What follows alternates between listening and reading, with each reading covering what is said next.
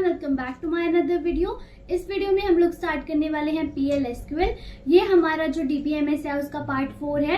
Part 3 तक हम लोग कवर कर चुके हैं हमारा डेटाबेस मैनेजमेंट सिस्टम और उसके बहुत सारे इंपॉर्टेंट टॉपिक्स हैं। जो हमारे कंसेप्ट हैं उनको हम लोग क्लियरिटी के साथ चलते हुए आ रहे हैं एंड हमारे जितने भी इंपॉर्टेंट टॉपिक्स थे, कमांड्स थे, वो सब हमने कंप्लीट कर लिए हैं। अगर आपने वो सारे टॉपिक्स नहीं देखे हैं या फिर अगर आप देखना चाहते हो तो आपको डिस्क्रिप्शन में लिंक मिल जाएगा, आप जाकर रेफर कर सकते हो। ठीक है, तो इस वीडियो के अंदर हम लोग PL/SQL को देखने वाले हैं, प्रोसीजर लैंग्वेज को देखने वाले हैं। लास्ट वीडियो में हमने SQL की सारी स्ट्रक्चर क्वेरी लैंग्वेज की सारी कमांड्स को कवर किया है। अगर आपने वो वीडियो नहीं देखी है, पार्ट 3 के अंदर आप जाकर देख सकते हो। ठीक है, अब जो हमारा नेक्स्ट टॉपिक आता है, ये हमारा क्या है, यूनिट 4 है। यूनिट 3 तक का आपका जितना भी DBMS का सिलेबस है वो कवर्ड है। अब यूनिट 4 के अंदर जो आपका पहला टॉपिक है वो होता है जॉइंट्स। उसके बाद होता है नेक्स्ट टॉपिक आएगा आपका जो जॉइंट्स वाला टॉपिक है, आपका थोड़ा सा लेंथी टॉपिक है, उसको हम बहुत क्लैरिटी के साथ समझेंगे। एंड जो ये नेक्स्ट वाला टॉपिक है हमारा PL/SQL क्या होती है, उसके एडवांटेजेस, डिसएडवांटेजेस। उसके बाद जो नेक्स्ट टॉपिक आएगा इसका स्ट्रक्चर क्या होता है, और इसी स्ट्रक्चर के अंदर हम 3 चीजों को देखने वाले हैं।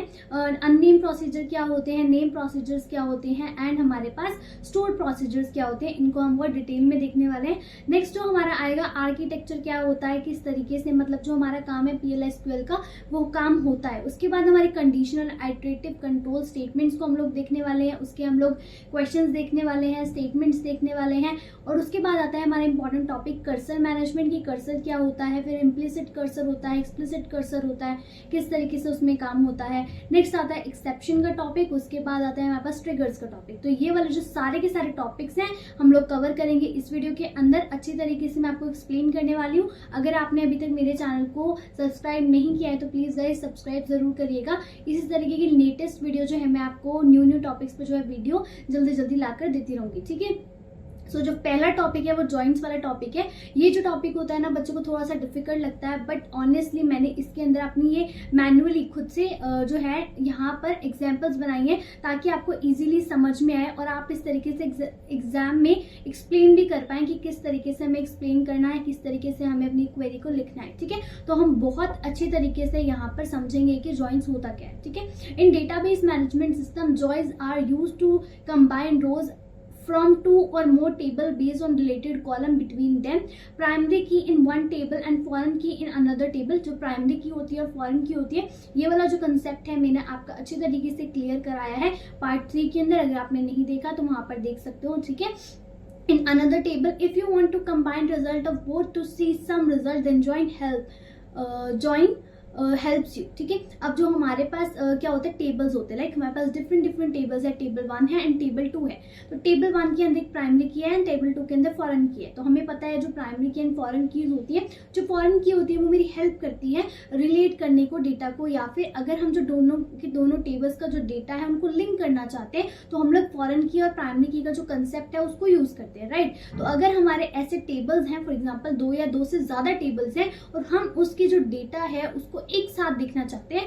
फॉर एग्जांपल एक टेबल में मेरे स्टूडेंट की इंफॉर्मेशन स्टोर है और दूसरे टेबल में स्टूडेंट के मार्क्स स्टोर है। अब मैं देखना चाहती हूँ पर्टिकुलरली इंफॉर्मेशन के साथ, स्टूडेंट के नाम के साथ उसके मार्क्स देखना चाहती हूँ, लेकिन मार्क्स अलग टेबल में स्टोर है एंड इन्फॉर्मेशन अलग टेबल में स्टोर है। तो जब मैं वो दोनों चीजें एक साथ देखना चाहती हूँ तो उस वाले केस में मेरा जो जॉइन है वो मेरी हेल्प करता है। और ये बहुत ज्यादा मतलब हेल्पफुल है आपके लिए जब आप लोग को बड़े डेटा के साथ डिफरेंट टेबल्स के साथ क्या करते हो, आप काम करते हो। ठीक है, तो यहाँ पर हमारे पास 2 तरीके के जॉइंट्स आते हैं, inner join and outer join. जो इनर जॉइन होता है उसमें आपको 2 तरीके के जॉइंट्स देखने के मिलते हैं, natural join and equal join.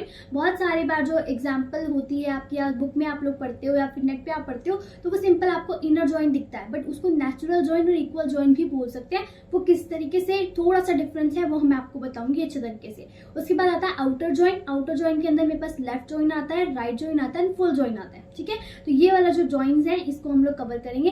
सबसे पहले अपने इनर जॉइन की तरफ चलते हैं कि इनर जॉइन होता क्या है। ठीक है, and inner join returns only the rows that have matching values in both tables. If there is no match the row is not included in the result. अब हम लोग इसको डायग्राम से समझते हैं बहुत अच्छी तरीके से।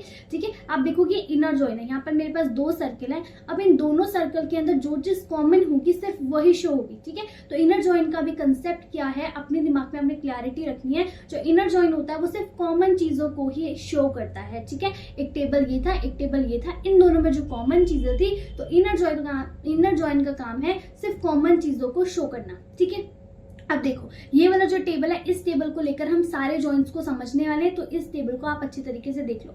यहाँ पे रोल नंबर्स है, यहाँ पर नेम है और ये एज है, और ये मेरा एक स्टूडेंट टेबल है। ओके, उसके बाद यहाँ पर रोल नंबर है और ये मेरा फीस का कॉलम है और ये मेरा एक फीस वाला टेबल है। ठीक है, तो इसके अंदर मैंने 1 2 3 4 5 रोल नंबर रखे हैं एंड नेहा, काजोल, प्रिया, अंशुल, आकाश, ये इन बच्चों के नाम है एंड उनके बाद उनकी एज स्टोर है। बट यहाँ पर दूसरे वाले टेबल के अंदर, फीस टेबल के अंदर नेम रोल नंबर स्टोर है, रोल नंबर 1 2 3 4 एंड देखो यहाँ पर 5 रोल नंबर है, बट यहाँ पर 5 रोल नंबर नहीं है, यहाँ पर 6 रोल नंबर है। ठीक है, बट हमें तो पता था कि जो हमारा फर्स्ट टेबल होता है उसकी कॉरेस्पॉन्डिंग हम लोग यहाँ पर एंट्री करते हैं, राइट, कि फर्स्ट वाले रोल नंबर की इतनी फीस है, सेकंड वाले रोल नंबर की इतनी फीस है, बट 5th रोल नंबर यहाँ पर है तो उसकी फीस यहाँ पे क्यों नहीं है, और यहाँ पर अगर 6th रोल नंबर है तो उसका नाम यहाँ पर क्यों नहीं है। तो ये मैंने आपको रिजल्ट दिखाने के लिए लिखा है इस तरीके से। इसके इन दोनों की वजह से हम लोग क्या कर पाएंगे, रिलेट कर पाएंगे किस तरीके जो हमारे पास आंसर आ रहा है, जो रिजल्ट आ रहा है वो कैसे आ रहा है। ठीक है, तो आपने ध्यान रखना है यहाँ पर 5 रोल नंबर है और यहाँ पर 5 रोल नंबर नहीं है, यहाँ पर 6 रोल नंबर है और यहाँ पर 6 रोल नंबर नहीं है। ठीक है, अब देखो किस तरीके से हम क्वेरी को फायर करते हैं। अब हम लोग देखना चाहते हैं, हम लिखते हैं सबसे पहले सिलेक्ट कमांड। सिलेक्ट कमांड क्या होती है हमारी, सिलेक्ट कमांड को हम यूज करते हैं किसी भी डेटा को फेच करने के लिए। ठीक है, तो सिलेक्ट कमांड लिखेंगे, स्ट्रक्चर सिलेक्ट लिखने के बाद आप लिखोगे स्टूडेंट। अब स्टूडेंट क्या है, मेरे इस वाले टेबल का नाम है, तो आप लिखोगे स्टूडेंट। अब स्टूडेंट का क्या देखना चाहते हो, आप स्टूडेंट का नेम देखना चाहते हो। ठीक है, तो आप लिखोगे स्टूडेंट डॉट रोल नंबर। पहले हम लोग किस तरीके से कॉलम को फेच करते थे, हम लिखते थे जस्ट नेम लिखते थे, कॉलम का नाम क्या है नेम, तो हम सिर्फ नेम लिखते थे। बट यहाँ पर हमारे पास 2 टेबल है, तो हमें कैसे पता लगेगा कि हम कौन से टेबल की कॉलम की बात कर रहे हैं, तो हमें यहाँ पर लिखना पड़ेगा स्टूडेंट डॉट नेम। ठीक है, इतना समझ आया। ये क्या है, मेरा कॉलम 1 है, कौन से टेबल का है, स्टूडेंट टेबल का। फिर हम लगाएंगे कॉमा, कॉमा के बाद हम लिखेंगे फीस डॉट फी। अब देखो यहाँ पर फीस लिखा हुआ है, ठीक है, फीस नाम का टेबल है और उसमें फी नाम का कॉलम है। ठीक है, फीस डॉट फीस। ठीक है, ये मेरा सेकंड कॉलम हो गया। अभी कौन से का है, फीस वाले टेबल का है। फ्रॉम स्टूडेंट, अब उसके बाद आप यहाँ पे टेबल का नाम स्पेसिफाई करोगे, कौन से टेबल से उठाना है, पहले वाला उठाना है स्टूडेंट टेबल से। फिर उसके बाद लिखोगे इनर ज्वाइन। अब हम कौन सा ज्वाइन का यूज करें, इनर ज्वाइन का, तो आप लिखोगे इनर ज्वाइन। ठीक है, इन दोनों के बीच में गैप है। उसके बाद आप लिखोगे दूसरे वाले टेबल का नाम, क्या नाम है जी, फीस। ओके, उसके बाद आप लगाओगे ऑन। उसके बाद आप लिखोगे किसकी हेल्प से आप जो है अपने डेटा को देखना चाहते हो, स्टूडेंट डॉट रोल नंबर, यानी कि जो स्टूडेंट है उसके रोल नंबर की हेल्प से, और यहाँ पे फीस डॉट फी की हेल्प से। ठीक है, तो ये दोनों हमने इक्वल कर दिया कि जो रोल नंबर है इस टेबल के एंड जो फीस है इस टेबल की, उन दोनों के कॉरेस्पॉन्डिंग हमें आंसर चाहिए इन दोनों का। ठीक है, तो हम नेम देखना चाहते हैं और फीस देखना चाहते हैं। तो इस टेबल को आपने देख लिया, तो इसका रिजल्ट हमें कैसा दिखेगा, इसका रिजल्ट दिखेगा हमें, नेम आएंगे पहले, नेहा, काजोल, प्रिया, अंशुल। ठीक है, नेक्स्ट आएगा मेरे पास, इनकी क्या चाहिए थी, हमें फीस चाहिए थी, तो हमें फीस मिल गई इन सब की। अगर आप देखो तो इस वाले के अंदर क्या था, आकाश था, बट इस वाले के अंदर आकाश नहीं था। दैट मीन्स ये क्या कर रहा है, रोल नंबर की हेल्प से क्या कर रहा है, चेक कर रहा है। यहाँ पे 1 रोल नंबर है, यहाँ पर 1 रोल नंबर है, तो उसने नेहा को क्या कर दिया, शो कर दिया। यहाँ पर 2 रोल नंबर है, यहाँ पर भी 2 रोल नंबर है, तो उसने क्या करा, काजोल को शो कर दिया।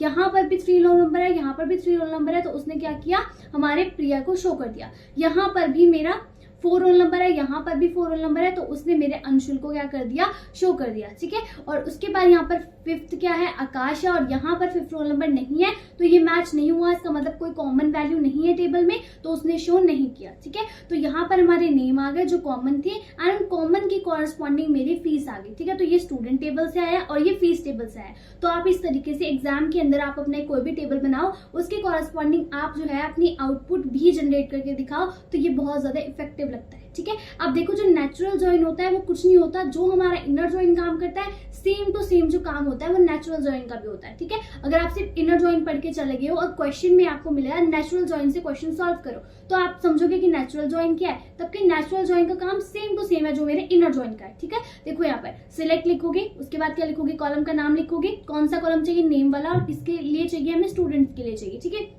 उसके बाद फी चाहिए हमें, कौन से वाले टेबल से चाहिए, फीस वाले टेबल से, तो फीस डॉट फी लिख दिया।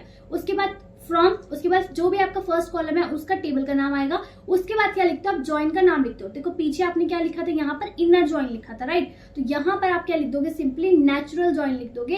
एंड नेचुरल ज्वाइन के बाद आप क्या लिखोगे, अपना सेकंड वाले टेबल का नाम, वो क्या है, फीस है। On student dot roll number equal to fees dot fee, यानी कि सेम चीज जो यहाँ पर लिखी हुई थी सेम केस वही है, बट आपने इनर जॉइन की जगह पे क्या लिख दिया, नेचुरल जॉइन। और ये भी जो आपको रिजल्ट देगा वो कौन सा रिजल्ट देगा, यही सेम रिजल्ट देगा। ठीक है, आई होप कि क्लियर है। तो इनर जॉइन नेचुरल जॉइन का काम क्या होता है, आपको कॉमन रिजल्ट शो करना दो या दो से ज्यादा टेबल्स के बीच में। ठीक है, अब आता है आपके साथ, इसके साथ में ही हमारा एक और क्या था, इक्वल जॉइन था, है ना। हम उसको भी देखते हैं एक बार, इक्वल जॉइन क्या होता है। अब हमारा जो इनर जॉइन होता है इसके अंदर हम लोग कंडीशंस भी लगा सकते हैं। फॉर एग्जांपल हम वेयर क्लॉज का यूज करते हैं। अगर आपने नहीं पढ़ा वेयर क्लॉज क्या होता है, ऑर्डर बाय क्या होता है, ग्रुप बाय क्या होता है, एग्रीगेट फंक्शंस क्या होता है, तो लास्ट वीडियो में मैंने बहुत अच्छे से कवर कराया, आप जाकर वहां पर देखो एक बारी कि वो सब चीजें क्या होती है। तो यहाँ पर भी हम कंडीशन लगा सकते हैं, और जो हमारी कंडीशन होती है वो वेयर क्लॉज की हेल्प से हम लोग लगा सकते हैं, राइट। तो मैं क्या लिखूंगी, अभी एस्टेरिस्क वाला साइन होता है वो मैं किससे लगती हूँ, सिलेक्ट। उसके बाद यहाँ पर क्या स्पेसिफाई कर रहे थे, कॉलम्स। अगर मैं कॉलम्स नहीं चाहती, मैं सारा का सारा डेटा चाहती हूँ, तो मुझे सारे के सारे कॉलम्स को स्पेसिफाई करने की जरूरत नहीं है। मैं सिर्फ ये वाला एस्टेरिस्क वाला साइन लगाऊंगी। दैट मीन्स जितने भी कॉलम्स है दोनों के दोनों टेबल के, वो सारे के सारे मुझे शो होने चाहिए। ठीक है, तो मैंने लगा दिया एस्टेरिस्क। उसके बाद फ्रॉम कौन कौन से टेबल से चाहिए, स्टूडेंट टेबल से चाहिए। उसके बाद हम क्या कर रहे हैं, इनर जॉइन लगा रहे हैं। उसके बाद दूसरे टेबल का नाम लिख रहे हैं फीस। ठीक है, select asterisk from student inner join, फिर दूसरे वाले टेबल का नाम fees, on student dot roll number, student के रोल नंबर से डेटा उठाना है, equal to fees dot roll number, जो फीस के अंदर रोल नंबर है उनसे डेटा उठाना है,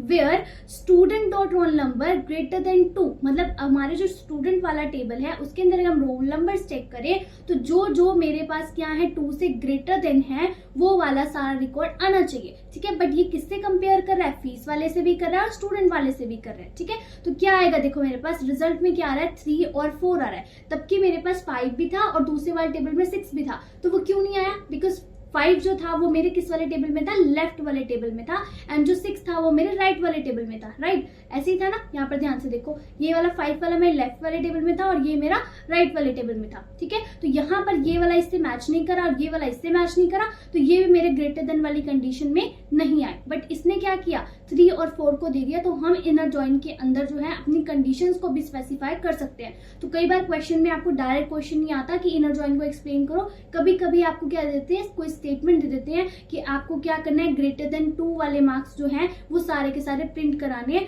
थ्रू इनर जॉइन। तो आप इस तरीके से क्या कर सकते हो, वेयर क्लॉज की हेल्प से अपने क्वेश्चंस को सॉल्व कर सकते हो। ठीक है, समझ आया। ठीक है, नेक्स्ट वाला जो है इक्वल जॉइन। इक्वल जॉइन कोई अलग जॉइन नहीं है, सेम वही जॉइन है जो हमने इनर जॉइन और नेचुरल जॉइन पढ़ा, उसी का आप एक बोल सकते हो नाम चेंज करा हुआ है। ठीक है, तो हम लोग क्या कर रहे थे, अभी यहाँ पे इक्वल टू ऑपरेटर लगा रहे थे, तो जहां पर इक्वल टू ऑपरेटर लगता है वो सेम केस है मेरा इक्वल जॉइन का, है ना। सिलेक्ट स्टूडेंट रोल नेम, ये क्या है मेरे कॉलम का नाम, फीस डॉट फी ये मेरे कॉलम का नाम है। फिर उसके बाद आपने दोनों के दोनों टेबल के नाम लिखने हैं, और बीच में यहाँ पर देखो आपने क्या लिखना था, इनर जॉइन लिखना था। पर इक्वल जॉइन के अंदर आप क्या है, यहाँ पर इनर को हटाकर सिंपल जॉइन लिख देते हो। क्या लिखते हो, सिंपल जॉइन, मतलब कुछ भी नहीं लिखना, सिंपल भी नहीं लिखना है, यहाँ पर सिर्फ क्या लिखना है, जॉइन लिखना है। तो दैट मीन्स उसका क्या मतलब है कि आप क्या कर रहे हो, इक्वल जॉइन को यूज कर रहे हो या फिर इनर जॉइन को यूज कर रहे हो। ठीक है, तो यहाँ पे आपको इनर लिखने की जरूरत नहीं है। Fees on student dot roll number equal to fees dot roll number. ठीक है, तो कई बार ऐसा होता है क्वेश्चन में आपको ये वाली पूरी की पूरी स्टेटमेंट दे दी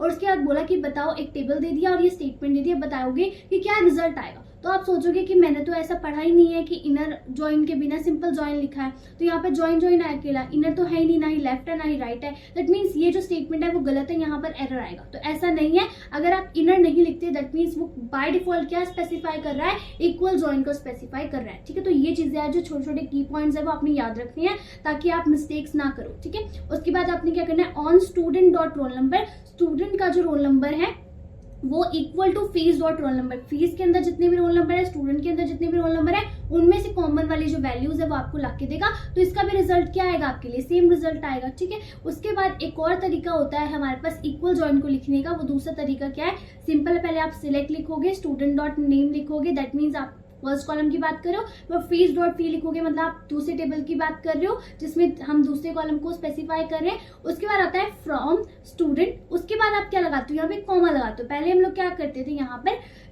फ्रॉम लिखने के बाद, स्टूडेंट लिखने के बाद हम किसी ना किसी जॉइन का नाम लिखते थे, चाहे हम इनर जॉइन लिखे, चाहे हम नेचुरल जॉइन लिखे, या फिर हम सिर्फ जॉइन लिखे। ठीक है, लेकिन यहाँ पर हमें कोई भी जॉइन लिखने की जरूरत नहीं है, सिर्फ स्टूडेंट लिखकर, मतलब एक टेबल का नाम लिखकर उसके बाद आपने कॉमा लगाना है, फिर दूसरे वाले टेबल का नाम लिखना है। तो ये भी मेरा एक तरीका है इक्वल जॉइन को लिखने का। तो यही मैं चीज आपको बोल रही हूँ कि कभी कभी आपको स्टेटमेंट लिखी हुई मिल जाती है और आपको बोलते हैं कि बताओ इसकी आउटपुट क्या है, तो वहां पर आप कंफ्यूज हो सकते हो कि इस तरीके का सिंटेक्स तो मैंने पढ़ा ही नहीं है, तो ये यहाँ पर क्या आंसर आएगा। तो ये वाला भी एक सिंटेक्स है जहाँ पे आप स्टूडेंट लिखते हो, फिर कॉमा लिखते हो, फिर एक फी मतलब दूसरे वाला टेबल का नाम लिखते हो, उसके बाद अगर आप कोई कंडीशन स्पेसिफाई करना चाहते हो तो वो भी कर सकते हो। ठीक है, तो आपको ध्यान रखना है जहां पर भी कॉमा लगाते हो वहां पे आप जॉइन तो नहीं लिखोगे, बट वहां पर आपको वेयर का यूज करना पड़ता है, यूज हियर, वेयर का यूज करोगे आप। ठीक है, student dot roll number equal to fee dot roll number, तो यहाँ पर जो ज्वाइन नहीं लिखा उसकी जगह पे क्या लिख दिया, वेयर लिख दिया। तो ये भी एक सिंटेक्स है जिसके अंदर भी आपका जो रिजल्ट है वो सेम टू सेम आएगा जो पिछले वालों के अंदर आ रहा था। ठीक है, तो equal join also use in comparison, because यहाँ पर आपने इक्वल टू यूज किया, कंपैरिजन में सिर्फ आप इक्वल टू ही लगाओगे, ग्रेटर देन इक्वल टू वगैरह यूज नहीं कर सकते, सिंपल इक्वल टू यूज करोगे। तो इक्वल ज्वाइन मतलब इक्वल टू को यूज करना है, और दो तरीके से यूज कर सकते हैं, ये दोनों मैं आपको बता रही है। सिर्फ ज्वाइन लिखकर भी यूज कर सकते हो, और कुछ ना लिखकर सिर्फ कॉमा स्पेसिफाई करके वेयर वाला यूज करो, वो भी लिख सकते हो। तो तीनों जो चीज थी आपकी, नेचुरल ज्वाइन, इनर ज्वाइन और इक्वल ज्वाइन, तीनों के तीनों क्लियर है, और ये सारा का सारा मेरा आता है इनर ज्वाइन के पार्ट के अंदर। तो आपको किसी भी तरीके से पूछ सकते हैं, तो आपको जो है आंसर ऐसे ही करना है। तो आपने कोई भी टेबल बनाना है, ठीक है, आपने पहले स्पेसिफाई कर देना है इनर ज्वाइन करता क्या है, ये डेफिनेशन लिखनी है, कोई टेबल बनाना है, क्योंकि जब तक आप प्रैक्टिकल वाला काम है, जो ये सारा का सारा क्या प्रैक्टिकल काम है, अगर आप इसको अपने एग्जाम्पल्स देकर नहीं समझाओगे तो उसका इफेक्ट नहीं लगेगा, चाहे आप कितनी भी थ्योरी लिख दो। ठीक है, तो आप अच्छे से इस तरीके से समझाओगे तो वो अच्छा रहेगा। ठीक है, नेक्स्ट आता है मेरे पास सेकंड वाला लेफ्ट ज्वाइन, और इसको लेफ्ट आउटर ज्वाइन भी बोलते हैं। ठीक है, तो हमारे पास लेफ्ट ज्वाइन आता है। तो पहले वाला जो ज्वाइन था हमारा, जिसके अंदर तीन चीजें थी, inner join, natural join, equal join, ये हो गया खत्म। अब हम आउटर ज्वाइन की बात कर रहे हैं, तो यहाँ पर लेफ्ट वाले की पहले बात करते हैं। ठीक है, तो आप देखोगे यहाँ पर क्या है, मेरे पास दो टेबल है, और दोनों टेबल के अंदर लेफ्ट वाला ज्वाइन क्या करता है, left join returns all rows from the left table. Left है मतलब लेफ्ट वाले की सारी रोज देगा, एंड राइट वाले का सिर्फ कॉमन वाला पार्ट देगा। ठीक है, लेफ्ट ज्वाइन क्या करेगा, आपके पास एक टेबल है एंड दूसरा टेबल है, जो टेबल 1 है उसका सारा का सारा पार्ट दिखा देगा, बिकॉज लेफ्ट है, तो लेफ्ट वाले का सारा पार्ट दिखाएगा, बट राइट वाले का सिर्फ कॉमन पार्ट दिखाएगा। ठीक है, तो आपको इस जो डायग्राम बनाया छोटू सा, इससे आपने याद रखना है कि आपने यहाँ पे सर्कल और सर्कल बनाया है, दैट मीन्स यहाँ पर शेडेड है, मतलब इसका तो पूरा पार्ट दिखने वाला है, बट इस वाले का, राइट वाले का सिर्फ मुझे कॉमन पार्ट दिखने वाला है, तो इसका मतलब ये है। ठीक है, and the match rows from the right table, if no match is found the result is null on the right side table. अभी मैं आपको एग्जांपल समझाऊंगी क्या ये बोल रहा है। ठीक है, तो लेफ्ट ज्वाइन के अंदर क्या होगा, लेफ्ट साइड कॉमन भी दिखेगी, लेफ्ट साइड का अनकॉमन भी दिखेगा, बट राइट साइड का सिर्फ कॉमन पार्ट दिखेगा। तो इस लाइन से भी आप याद रख सकते हो कि इसकी डेफिनेशन क्या है, और इस डायग्राम से भी याद कर सकते हो कि इसकी डेफिनेशन क्या है। ठीक है, नेक्स्ट आते हैं हम उसकी स्टेटमेंट पर। हमने जो टेबल यहाँ पर स्टार्टिंग में बनाया, इसी टेबल को हम लेकर चल रहे हैं, इन दोनों टेबल को, ये वाला टेबल और ये वाला टेबल है, इसके ऊपर हम लोग क्या कर रहे हैं, एक न्यू क्वेरी फायर कर रहे हैं, जिसके अंदर हम लिख रहे हैं सिलेक्ट एस्ट्रिक। एस्ट्रिक का मतलब पता है कि सारे रोज को हम लोग बात कर रहे हैं, सारे के सारे कॉलम्स की बात कर रहे हैं। सिलेक्ट एस्ट्रिक फ्रॉम स्टूडेंट, अब स्टूडेंट वाले टेबल की बात करें, फिर हमने लिखना है लेफ्ट ज्वाइन, फिर क्या आएगा, दूसरे वाले टेबल का नाम क्या आएगा, फीस, उसके बाद हम लिखेंगे ऑन। ठीक है, ऑन लगाएंगे, फिर हम लिखेंगे स्टूडेंट डॉट रोल नंबर, यानी कि स्टूडेंट के रोल नंबर की कॉलम की बात कर रहे हैं, equal to fees dot roll number, यानी कि हम लोग यहाँ पे कंपैरिजन कैसे करा रहे हैं, एक स्टूडेंट टेबल है, एक फीस टेबल है, स्टूडेंट वाले टेबल के सारे रोल नंबर एंड जो फीस वाले टेबल के सारे रोल नंबर है, उनको हमें क्या करना है, कंपेयर करना है। मतलब इक्वल टू लगाया, मतलब इन दोनों को कंपेयर करते जाओ, राइट। तो उसके बाद क्या करेगा, ये शो करेगा, कुछ ना कुछ रिजल्ट शो करेगा, और रिजल्ट हमें शो क्या करना है, एस्ट्रिक, मतलब सारा का सारा रिजल्ट शो करना है।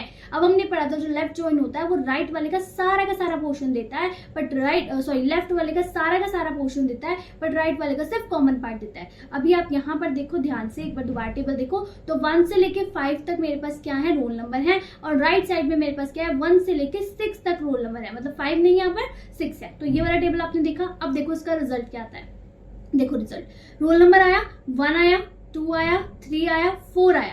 अब लेफ्ट साइड में क्या था, 5 था, तो ये 5 को भी देगा, बिकॉज क्या दे रहा है, ये मैथ तो कर रहा है, बट लेफ्ट वाले का सारा देगा। इसकी एडवांटेज है बिकॉज ये लेफ्ट ज्वाइन है, अपना वाला सारा का सारा पोर्शन दिखाएगा, तो 1 भी दिखा रहा है, 2 भी दिखा रहा है, 3 भी दिखा रहा है, 4 भी दिखा रहा है, ये सब मैच हो रहा था राइट वाले से। बट 5 वाला मैच नहीं हो रहा था बिकॉज 5 तो राइट साइड एग्जिस्ट ही नहीं करता था, बट फिर भी इसने मुझे शो कर दिया। ठीक है, तो लेफ्ट जॉइन ने 1 से लेके 5 तक मुझे सारे रोल नंबर शो करे, उसके कॉरेस्पॉन्डिंग सारे के सारे नेम शो करे, उसके कॉरेस्पॉन्डिंग सारी की सारी एज शो करी। अब आते हैं राइट वाली साइड पर। अब राइट वाली साइड पर 1 मैच हो गया तो y ना आ गया, 2 मैच हुआ 2 आ गया, 3 मैच हुआ 3 आ गया, 4 मैच हुआ 4 आ गया, बट 5 तो मैच ही नहीं हुआ, तो 5 यहाँ पे नहीं आ सकता बिकॉज राइट साइड में तो 5 था ही नहीं। तो यहाँ पर 5 रोल नंबर शो नहीं होगा, यहाँ पर क्या शो होगा, नल शो होगा, बिकॉज यहाँ पर तो रो क्रिएट हो गई है। तो जब रो के अंदर यहाँ पर कुछ नहीं है, इन दोनों के सेल के अंदर कुछ नहीं है, दैट मीन्स यहाँ पर क्या आएगा, नल आएगा। समझ आया कि क्या काम कर रहा है। ये वाला जो पार्ट है ये पूरा का पूरा आएगा। यहाँ पर अगर वो पार्ट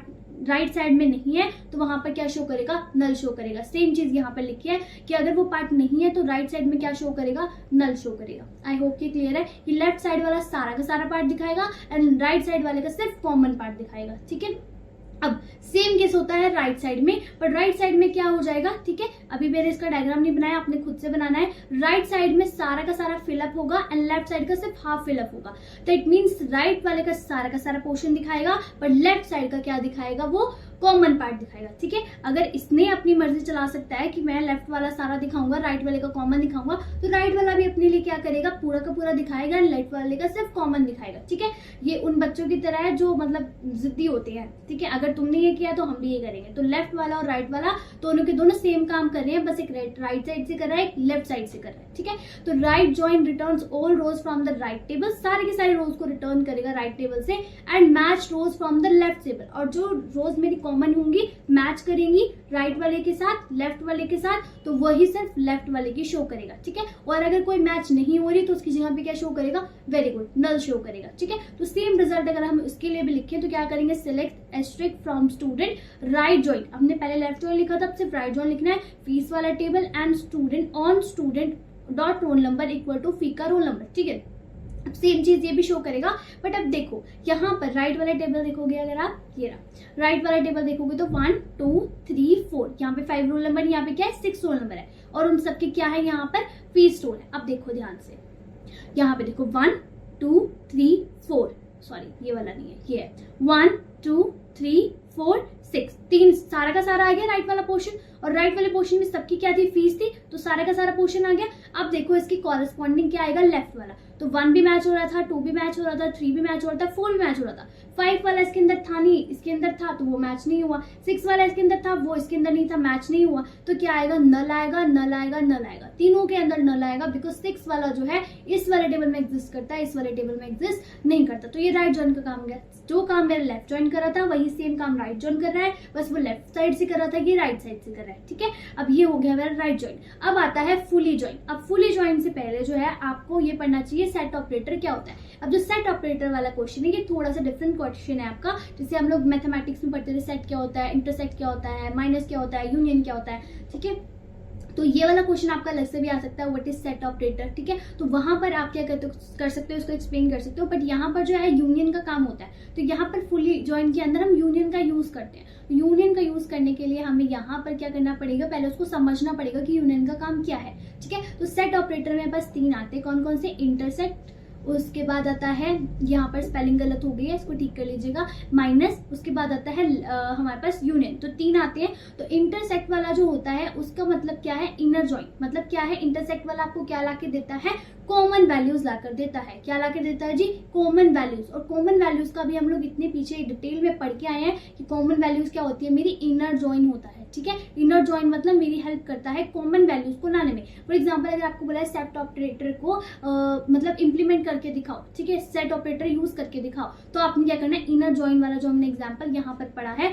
वो सेम एग्जाम्पल आपने इंप्लीमेंट कर देना है, ये वाला। तो आपको क्या मिल जाएगा कि इंटरसेक्ट वाला काम मिल जाएगा। ठीक है, उसके बाद आता है सेकंड वाला माइनस, यानी कि आपके पास ए है और एक बी है, मतलब एक कॉलम ए है एक कॉलम बी है, तो आप क्या करोगे, ए में से बी को माइनस करोगे, that means common values not show. इसका मतलब क्या है, उल्टा। ये क्या करता है, इंटरसेक्ट क्या करता है, कॉमन वैल्यूज शो करता है, पर माइनस क्या करता है, मुझे कॉमन वैल्यूज नहीं शो करता, जितनी भी नॉन कॉमन वैल्यूज है उसको शो करेगा। अब आप मुझे बताओ इसका रिजल्ट क्या आना चाहिए यहाँ पर, ये वाला। अगर मैं इसको और इसको फॉर एग्जाम्पल सिर्फ रोल नंबर को, स्टूडेंट वाले रोल नंबर को और फीस वाले रोल नंबर को कंपेयर करूं तो मुझे क्या मिलना चाहिए, ठीक है, मुझे स्टूडेंट के लिए चाहिए, स्टूडेंट के लिए अनकॉमन डेटा चाहिए, तो बताओ।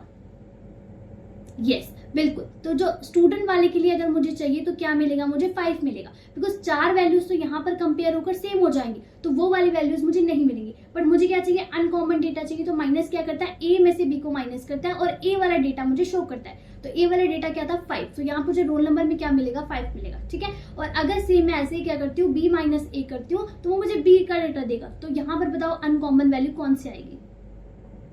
बिल्कुल ठीक बात है, 6 आएगी, बिकॉज 4 तक की सारी वैल्यूज तो यहाँ पर मेरी सेम हो जाएंगी, तो वो कॉमन है। बट जो नॉन कॉमन वैल्यू है वो क्या है, 6 है, तो यहाँ पर माइनस वाला जो है मुझे अनकॉमन वैल्यूज देता है। तो आपने याद रखना है, जो इंटरसेक्ट वाला काम है वो आपको क्या देता है, कॉमन वैल्यूज देता है, और जो आपका माइनस वाला काम है वो नॉन कॉमन वैल्यूज देता है। और इस नॉन कॉमन वाली वैल्यू को आप कैसे इंप्लीमेंट कर सकते हो, आप एक तो नॉट इक्वल टू ऑपरेटर लगा सकते हो, ठीक है। तो आप क्या करोगे, लेफ्ट जॉइन का यूज करोगे और नॉट इक्वल टू ऑपरेटर लगा देते हो। तो अगर आप a माइनस बी करना चाहते हो, मतलब लेफ्ट वाले का रिजल्ट चाहते हो कि लेफ्ट वाले की नॉन कॉमन वैल्यू मिले, तो आप लेफ्ट जॉइन का यूज करोगे नॉट इक्वल टू के साथ। और अगर आप चाहते हो कि b माइनस ए चाहिए, यानी कि राइट वाले साइड का डेटा चाहिए अनकॉमन, तो आप राइट जॉइन का यूज करोगे, ठीक है। अभी ये वाला देख लेते हैं आप कैसे देखोगे। देखो, select asterisk from student, left join fees on student, ये तो सारी चीजें आपको बता चुकी हूँ क्या है, student dot roll number equal to fees dot roll number, where fees roll number is null. अब आपको याद होगा कि इज नल क्यों लिखा है यहाँ पे, इक्वल टू क्यों नहीं लगाया, मुझे बताओ।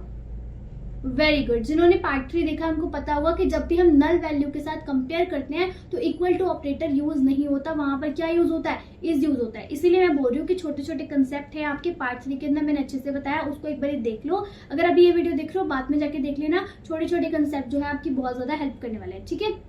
तो इसकी हेल्प से मुझे क्या देखने के लिए मिलेगा, सिर्फ अभी देखो लेफ्ट जॉइन था तो मुझे कौन सी वैल्यू मिलेगी, लेफ्ट वाली। तो हमने देखा था 1 था, 2 था, 3 था, 4 था, 5 था, तो 4 तक की सारी वैल्यूज राइट में भी थी, तो वो वाली कॉमन हो गई। बट लास्ट वाली जो वैल्यू थी 5 वाली, वो अनकॉमन थी, तो लेफ्ट साइड के लिए मुझे कौन सी वैल्यू मिलेगी, 5 मिलेगा। और अगर सेम चीज मैं यही वाला जो क्वेरी लिखूं पर यहाँ पे राइट ज्वाइन कर दूं, तो मुझे क्या मिलेगा बताओ, बिल्कुल सही 6 मिलेगा, बिकॉज यहाँ पर 6 आ जाएगा एंड उसके बाद फीस आ जाएगी, ठीक है। तो यहाँ पे राइट वाले का डेटा आ जाएगा, अगर लेफ्ट जॉइन लिखोगे तो सिर्फ लेफ्ट वाले का डेटा आएगा। तो माइनस के अंदर हम लोग क्या करते हैं, अपने अनकॉमन वाले डेटा को शो करने के लिए यूज करते हैं। या फिर कभी कभी आपको क्वेश्चन में ऐसे पूछ सकते हैं कि आपको सिर्फ वो डेटा शो करना है जो अनकॉमन हो या फिर मैच नहीं कर रहा हो दोनों टेबल में, तब आपको याद रखना है कि जब मेरे को अनकॉमन चीज को शो करना होता है तब मैं माइनस ऑपरेटर का यूज करती हूँ, ठीक है। और माइनस ऑपरेटर को हम कैसे यूज करते हैं, लेफ्ट के थ्रू करते हैं या फिर राइट के थ्रू करते हैं और इस नल से कंपेयर कर देते हैं, ठीक है। तो इस तरह के जो क्वेश्चन है वो ट्रिकी वे में आपसे पूछ सकते हैं, आपको बस याद रखना है कौन सी चीज कहाँ पर इंप्लीमेंट होती है। बाकी ये वाला जो पोर्शन है वो इजी है, ठीक है। उसके बाद आते हैं यूनियन के ऊपर। यूनियन जो होता है मेरा वो यूनिक वैल्यूज को शो करता है एंड यूनियन ऑल भी होता है। यूनियन ऑल मतलब सारी वैल्यूज को शो कर दो, ठीक है। एंड यूनियन मतलब जितनी भी यूनिक वैल्यूज है सिर्फ उनको ही शो करो, ठीक है, दोनों टेबल के अंदर। मतलब कॉमन की तरह ही है बट यूनिक वैल्यूज को शो करेगा, ठीक है। फॉर एग्जांपल आपका जो 1 टेबल है उसमें 1 की एंट्री 2 बार हुई है और यहाँ पर भी 1 की एंट्री 2 बार हुई है, बट ये जो हमें शो करेगा वो सिर्फ एक ही बार शो करेगा, ठीक है। तो ये सेम नहीं है, कॉमन की तरह नहीं है, ये यूनिक वैल्यूज को शो करेगा, ठीक है। तो आप देखो, अगर मैं इसका यूनियन करती हूँ कैसे, select roll number from student, union select roll number from fees, यानी कि मेरे पास जो टेबल है ये वाला, इसके रोल नंबर्स को एंड इसके रोल नंबर्स को क्या करा इसने, यूनियन किया। मतलब हमें सिर्फ यूनिक वैल्यू चाहिए, तो 1 रोल नंबर इधर भी था, 1 रोल नंबर इधर भी था, तो हम उसको सिर्फ एक ही बार एंट्री करेंगे। 2 रोल नंबर यहाँ पे भी था, यहाँ पे था, उसको भी एक बार एंट्री करेंगे। 3 भी था, 3 भी था, 4 भी था, 4 भी था, तो एक बार एंट्री होगी। बट देखेंगे 5 यहाँ पर है, यहाँ पर नहीं है, तो मतलब ये वाली वैल्यू जो है यूनिक है, इसको भी एंट्री कर देंगे। तो देखेंगे 6 यहाँ पर है, 6 यहाँ पर नहीं है, तो ये भी वैल्यू यूनिक है, तो इसकी भी एंट्री कर देंगे, ठीक है। तो यहाँ पर आपको किस तरीके का रिजल्ट देखने के लिए मिलेगा, ऐसा रिजल्ट देखने के लिए मिलेगा 1 2 3 4 5 6। दैट मीन्स यहाँ पर जो यूनियन है इसने यूनिक वैल्यूज लाके दी है दोनों टेबल्स की, ठीक है। तो इसने क्या किया, 5 वाला जो है लेफ्ट साइड से लेकर आया और 6 वाला जो है राइट साइड से लेकर आया, और ये दोनों के अंदर प्रेजेंट है, सिर्फ एक ही बार लेकर आया। तो इसने क्या किया, यूनिक वैल्यूज को शो किया, ठीक है। आई होप कि यूनियन का काम भी आपको क्लियर है। ओके, नेक्स्ट आते हैं हम लोग फुली जॉइन पे। फुली जॉइन आपको आसानी से समझ आ जाएगा।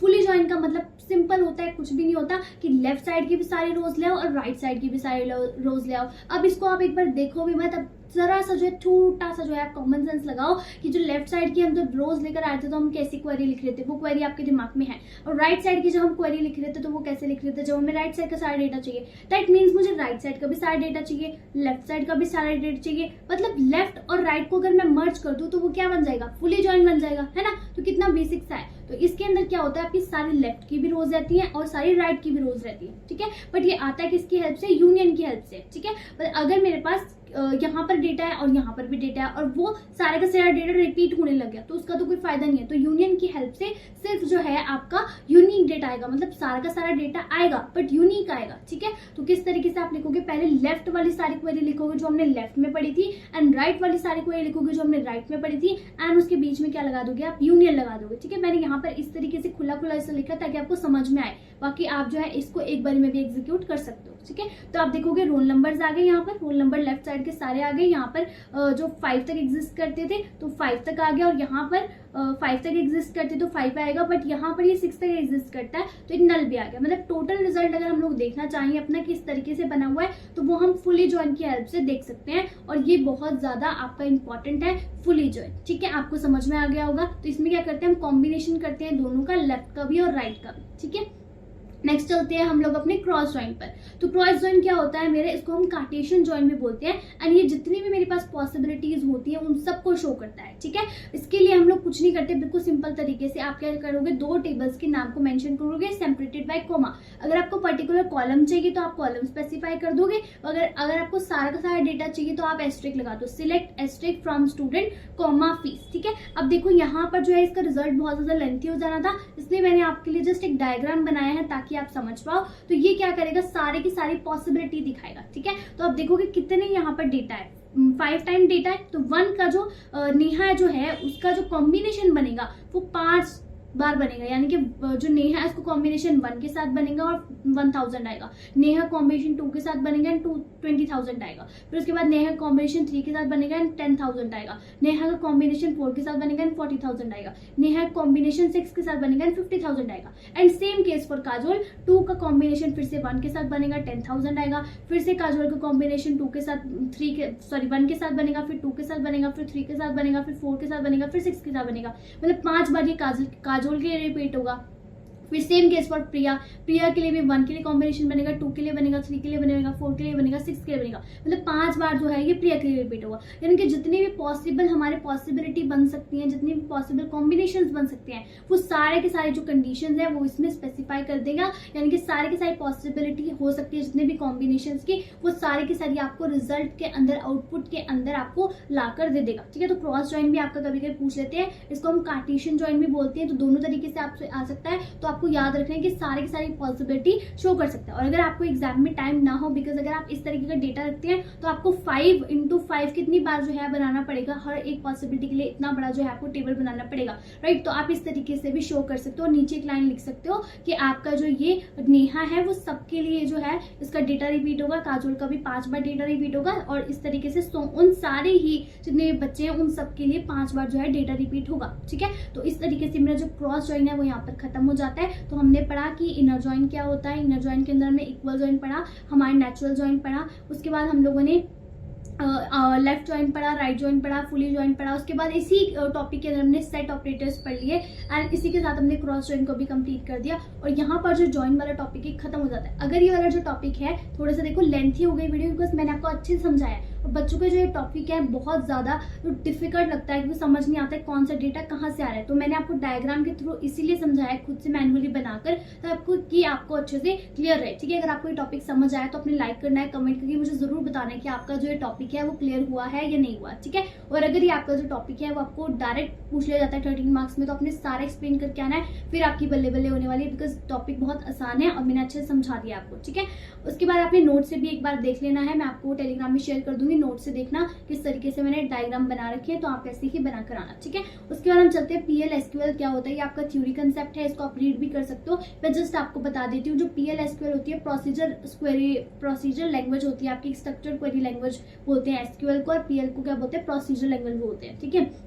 हमें पता है जो एसक्यूएल है उसके अंदर हम लोग क्वेरीज को फायर करते हैं, ठीक है, और एक टाइम पर एक ही क्वेरी को फायर कर सकते हैं। इसके अंदर एसक्यूएल के अंदर हमारे पास फैसिलिटी नहीं है कि हम लोग आइटरेटिव लूप चला सके और अपनी कंडीशंस को स्पेसिफाई कर सके। लाइक कैसे कंडीशनल जो हमारी स्टेटमेंट्स होती है, लाइक इफ एल्स वगैरह, इस तरीके की चीज़ों को हम स्पेसिफाई नहीं कर सकते। इसके अंदर हमारे पास फंक्शंस नहीं होते, प्रोसीजर्स नहीं होते। तो उस तरीके की हम लोग क्या कर सकते हैं, चीज़ों को जब यूज़ करना चाहते हैं, बिकॉज फंक्शंस भी हमें चाहिए, हमें अपने प्रोसीजर्स भी चाहिए, हमारे पास ट्रिगर्स टॉपिक आता है, कर्सर का टॉपिक्स आता है, वो आगे हम लोग पढ़ने वाले कि होते क्या है। बट इस तरीके की जो चीज़ों को हम एग्जीक्यूट करना चाहते हैं और हमारी जो नीड है उसको फुलफिल कौन करती है, हमारी पीएल करती है, यानी कि प्रोसीजर लैंग्वेज करती है, ठीक है। और ये हमारी जो है is oracle corporation procedure extension of SQL, यानी कि एसक्यूएल का काम भी करती है। पीएल क्या करती है, अगर आप पीएल एसक्यूएल का यूज करो, दैट मीन्स स्ट्रक्चर्ड वाली जो लैंग्वेज है हमारी, जो क्वेरी वाली लैंग्वेज है, उसका भी यूज कर सकती है और ये उसकी एक्सटेंशन के अंदर हमारी प्रोसीजर लैंग्वेज को भी एग्जीक्यूट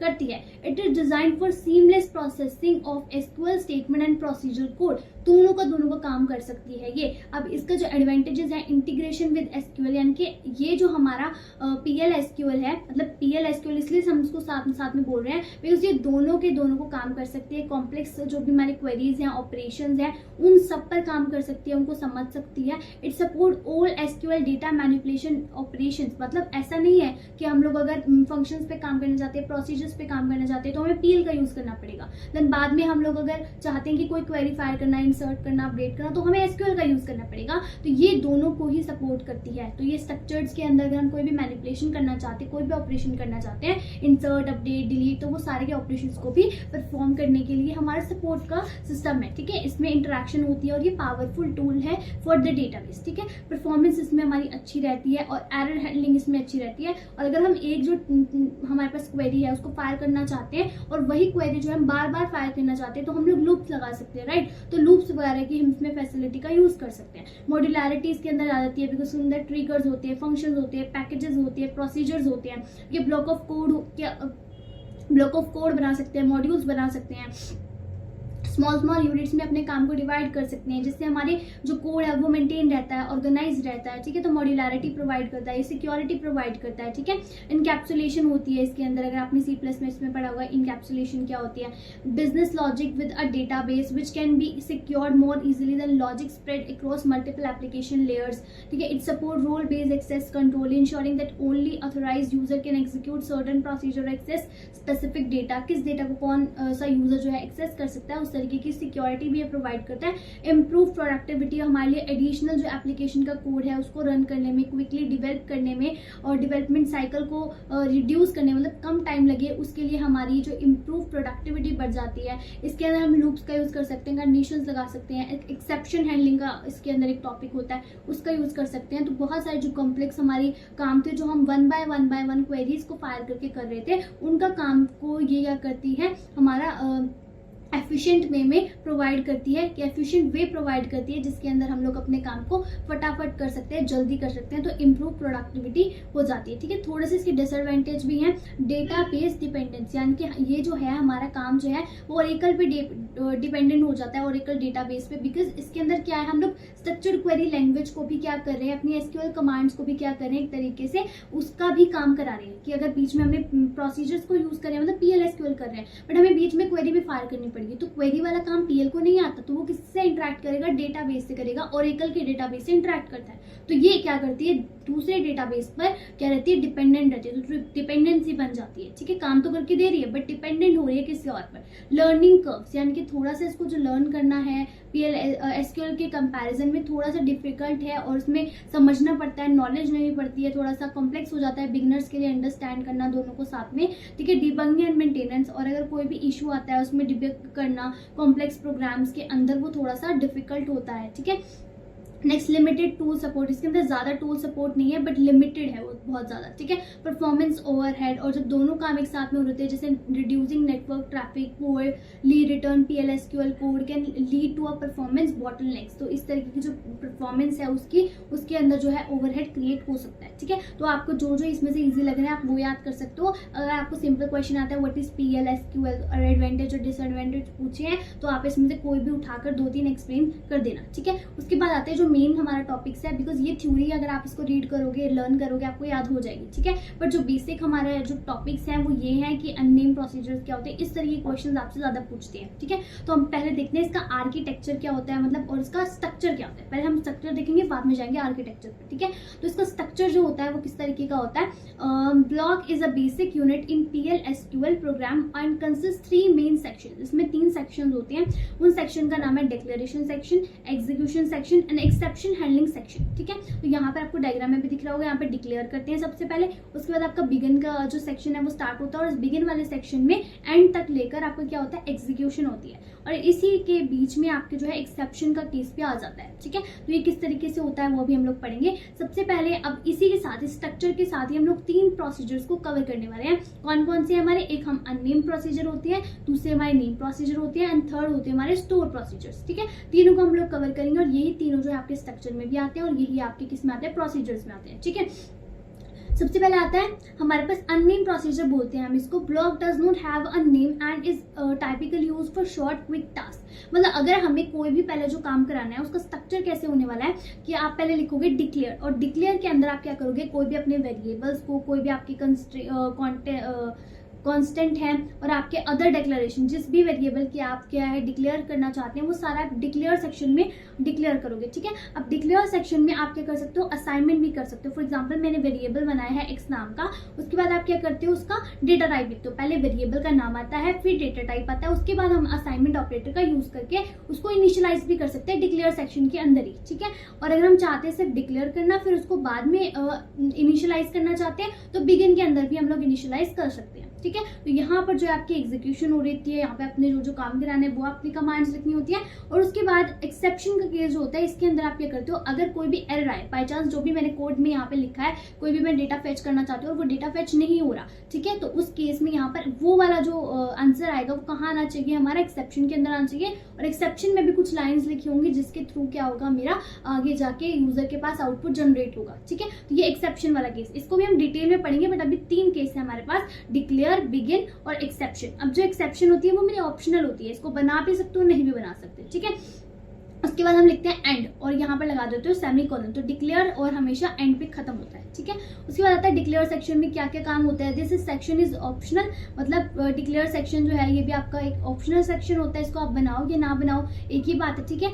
उसके बाद it is use to declare variables, cursor वगैरह जितने भी यहाँ पे यूजर डिफाइंड है या फिर जितने भी यूजर डिफाइंड आप लोग वेरिएबल वगैरह को बनाना चाहते हो उन सबको डिक्लेयर करने के लिए यूज किया जाता है। Declaration in this section are local to the block cease to exit when the block completes, यानी कि यहाँ से लेकर यहाँ तक आपका एक ब्लॉक बनता है जो स्टार्टिंग से लेकर एंड तक कंप्लीट होता है, ठीक है। अब डिक्लेयर आप कैसे करते हो ये समझो। यहाँ पर 2 चीजें मैं आपको बताने वाली हूँ। सबसे पहले क्या आता है, वेरिएबल का नाम आता है, ठीक है। अदर लैंग्वेजेस में हम क्या करते हैं, पहले डेटा टाइप लिखते हैं उसके बाद नाम लिखते हैं, बट यहाँ पे उल्टा है, ठीक है। पहले आप डेटा टाइप लिखोगे, पहले आप नाम लिखोगे, फिर आप डेटा टाइप लिखोगे, उसके बाद आप क्या लगाओगे, अपना असाइनमेंट ऑपरेटर लगाओगे अगर आप इनिशियलाइज करना चाहते हो तो। अगर आप इनिशियलाइज नहीं करना चाहते तो डायरेक्ट सेमीकोलन लिख दो, जैसे हमने नीचे लिखा हुआ है, वेरिएबल का नाम लिखा है, फिर हमने क्या लिखा है, डेटा टाइप लिखी है और उसके बाद सेमीकोलन लगा दिया। तो एक तो ये तरीका डिक्लेयर करने का। अगर आप साथ में इनिशियलाइज भी करना चाहते हो तो आपको असाइनमेंट ऑपरेटर लगाना पड़ेगा। और दूसरी चीज ये कि जो असाइनमेंट ऑपरेटर है हमारे PL/SQL का, वो क्या है, यहाँ पे कोलन लगाकर फिर इक्वल टू लगाते हैं और बीच में कोई गैप नहीं है, ठीक है। सिंपल हम लोग C++ में क्या पढ़ते हैं, इक्वल टू ऑपरेटर होता है, लेकिन यहाँ पर क्या है, कोलन फिर इक्वल टू है। तो ये हो गया आपका डिक्लेयर सेक्शन जो आपने एग्जाम्पल के थ्रू बताना है, ठीक है। नेक्स्ट आता है आपका एग्जीक्यूशन, जो हमारा बिगिन से स्टार्ट होता है और एंड पे खत्म होता है। यानी कि अगर आपको कभी भी जो है एग्जीक्यूशन बनानी है तो वो बिगिन से ही स्टार्ट होगी, एंड पे ही खत्म होगी। अगर आपने बिगिन कर दिया एंड नहीं किया, दैट मीन्स आपका नहीं चलेगा कोड, ठीक है। उसके बाद ये वाला सेक्शन होता है, ये मैंडेटरी होता है, बिकॉज अगर आप ये नहीं लिखोगे तो फिर एग्जीक्यूशन कहाँ पर होगी, ठीक है। इसके अंदर सारा का सारा PL/SQL का जितना भी कोड होता है वो हम सब लिखते हैं, साइज स्टेटमेंट लिख सकते हैं, लूप्स लिख सकते हैं, प्रोसीजर लिख सकते हैं, कॉल्स कर सकते हैं।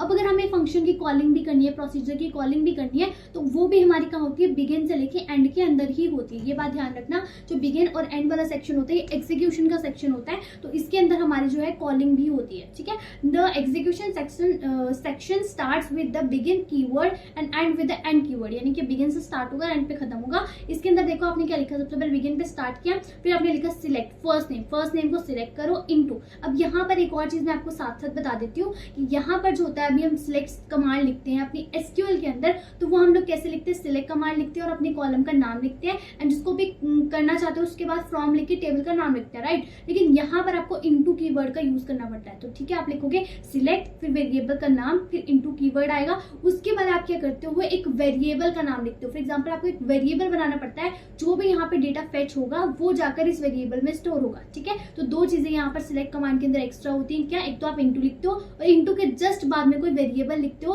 तो जो भी सिलेक्ट स्टेटमेंट फेच करके लाएगी डेटा को, उसको वो कहीं पे स्टोर करती है, और वो कहाँ पे स्टोर करेगी, इस वेरिएबल के अंदर स्टोर करेगी, जो आपने यहाँ पर इनटू के बाद स्पेसिफाई किया होगा, ठीक है। तो मैं साथ साथ में आपको इंपॉर्टेंट की पॉइंट्स बता रही हूँ, ठीक है। तो ये हो गया मेरा। उसके बाद आता है from employ where employ ID equal to, तो ये जो आपका काम है, जो भी आप काम करना चाहते हो वो सारा का सारा आप करोगे बिगिन के अंदर, ठीक है। उसके बाद एक और चीज जो आप याद रखोगे इसमें कि आउटपुट जनरेट करने के लिए, जैसे हम प्रिंटफ लिखते हैं C++ के अंदर, सी आउट लिखते हैं, CL लिखते हैं हमारे C++ के अंदर, और C के अंदर हम लोग प्रिंटफ लिखते हैं, राइट। तो उस तरीके से यहाँ पर भी आउटपुट को शो करने के लिए यूज किया जाता है। DBMS लिखोगे आप, फिर अंडरस्कोर लगाओगे, फिर आउटपुट लिखते हो, फिर आप लिखते हो डॉट पुट, फिर उसके बाद अंडरस्कोर लिखते हो, फिर लिखते हो लाइन। ये पूरा का पूरा जो लाइन है आपकी, ये सारी की सारी यूज की जाती है आपके आउटपुट जनरेट करने के लिए, जो भी आपको मॉनिटर पे दिखने वाली है, ठीक है। तो ये वाला आपके लिए यूज किया जाता है। दो चीजें मैंने आपको बताई, सिलेक्ट कमांड एंड आपकी आउटपुट, और बिगिन से लेके एंड के बीच में जो भी आप एग्जीक्यूट करना चाहते हो वो आप लिख दोगे, ठीक है। तो ये होगा आपका एग्जीक्यूशन। उसके बाद आता है एक्सेप्शन हैंडलिंग। एक्सेप्शन हैंडलिंग के अंदर ये भी आपके पास ऑप्शनल है, अगर आप लिखना चाहते हो तो आप लिखो, वरना मत लिखो, ठीक है। इसके अंदर आप क्या करते हो, it is used to handle run time errors exception that occurs during the execution of the block. For example आपने क्या किया, कंपाइल टाइम एरर, एक होता है रन टाइम एरर। तो कंपाइल टाइम पे क्या होता है, आपका सिंटेक्स चेक होता है कि आपने बिगिन कीवर्ड लगाया या नहीं लगाया, एंड के बाद आपने सेमीकोलन लगाया है कि नहीं लगाया, ठीक है। तो इस तरीके से सिलेक्ट की स्पेलिंग ठीक है कि नहीं है, आपने कीवर्ड स्पेसिफाई किया है कि नहीं किया। तो ये सब क्या होते हैं, कंपाइल टाइम एरर होते हैं, जो आप जैसे ही कंपाइल करते हो पता लग जाते हैं। बट फॉर एग्जाम्पल यहाँ पर आपको डेटा की डिमांड करे तो, और वो जो डेटा है वो वहाँ पे एग्जिस्ट ही नहीं करता, जहाँ से डेटाबेस से आप मांग रहे डेटा वहाँ पर एग्जिस्ट ही नहीं करता, तो वो भी एक तरीके का एरर है। तो वहाँ पर अगर वो डेटा नहीं मिला आपको, तो वहाँ पर एक एरर आ सकता है। तो मेरे पास कुछ कीवर्ड होते हैं इम्प्लिसिट, मतलब पहले से प्रीडिफाइंड कीवर्ड्स है हमारे पास, तो वो क्या है, no data found. That means ये वाला जो आपको बताएगा, ये क्या बताएगा कि कोई डेटा नहीं मिला, वहां पे डेटा था ही नहीं, तो वो क्या बताएगा आपको, नो डेटा फाउंड। तो आप क्या करोगे, जस्ट लिखोगे when no data found then, मतलब अगर नो डेटा फाउंड है तो क्या करो, तो क्या करना है आपने, सिर्फ आउटपुट में लिख देना है no employ found with ID this, जो भी आप ढूंढ रहे थे वो यहाँ पर नहीं मिला, ठीक है। तो ये हो गया आपके एक्सेप्शन। मतलब यूजर को तो पता लगना चाहिए ना कि डेटा आ रहा है या नहीं आ रहा, उसको क्या पता पीछे सर्वर के अंदर, डेटाबेस के अंदर क्या प्रॉब्लम चल रही है। तो अगर डेटा नहीं मिल रहा है या फिर डेटा को प्रॉब्लम आ रही है, अगर आप 4 रोज को